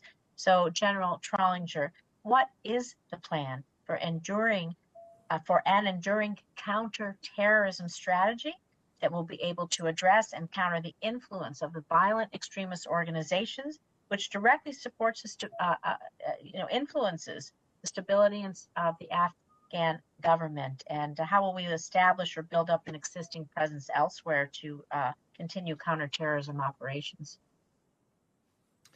Senator, that planning and coordination is ongoing currently, and the intent is to maintain a seamless transition from the capability that we currently have in Afghanistan to other areas and locations in the region so that we can continue to meet our objectives there. I appreciate that. So, Mr. Helvey, building on that, what will the U.S. assistance to Afghanistan look like after withdrawal? We're talking about looking ahead. Have we established agreements to fly our U.S. air assets from neighboring countries like Tajikistan, Uzbekistan, Turkmenistan, or others to provide the Afghans with possible air support that they may need? Senator, thank you for the question. In terms of support to Afghan forces, we're looking at ways to be able to adjust that to an over-the-horizon type of support, things that we can do that doesn't require a large-scale military presence in that country. With respect to access basing and overflight, those negotiations, are ongoing within the region to be able to provide those types of arrangements that can enable us to do that from within the region. As I had indicated in a response to a previous question, we do already have a significant capability resident within the Persian Gulf region that can provide that. Now, granted, that's a little bit farther away, but we would certainly augment that and look to augment that with arrangements that would be within the region closer to Afghanistan. Thank you. And I think another important thing that we have to think about is countering our adversaries, because as been discussed today, the decision to withdraw, or decision to negotiate with the Taliban, withdraw from Afghanistan, raises concerns about the vulnerability of not only the Afghan government, the danger to freedom, women's rights, civil society, and of course, Taliban's increasing territorial reach. And so what do we think, Mr. Helvey, can you please talk to us about Iran, Russia, and China? How do you think how they're going to come in and fill the vacuum created by our departure, and what implications might that have for us? I think it's clear that there's a number of different countries around the region that do have interests and that have the potential to exercise malign influence in Afghanistan. Part of what we want to be able to do in working with our Afghan partners is to be able to ensure that the Afghan government has the ability to provide for security and economic development, and to be able to mitigate the extent to which other actors would exercise malign influence in that country. I think China does have an interest in Afghanistan, as we talked about before. There was economic interests. They do have concern about extremist groups operating in Afghanistan. But to the extent that China's influence could be used to undermine stability instead of reinforce stability or support stability, obviously that's something that we've got concern about. Iran as well.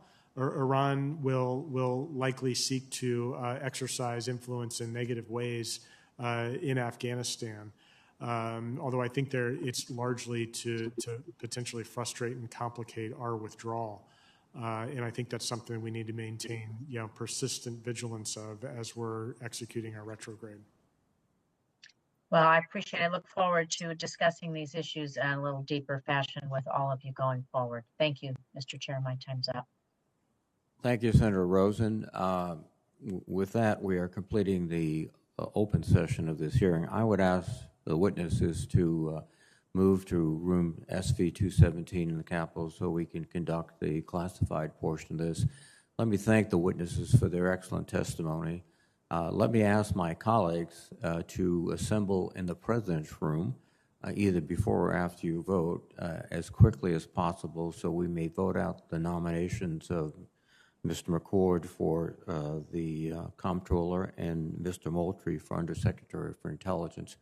With that, I will adjourn the open portion of the hearing. And again, thank you, gentlemen, for your testimony. And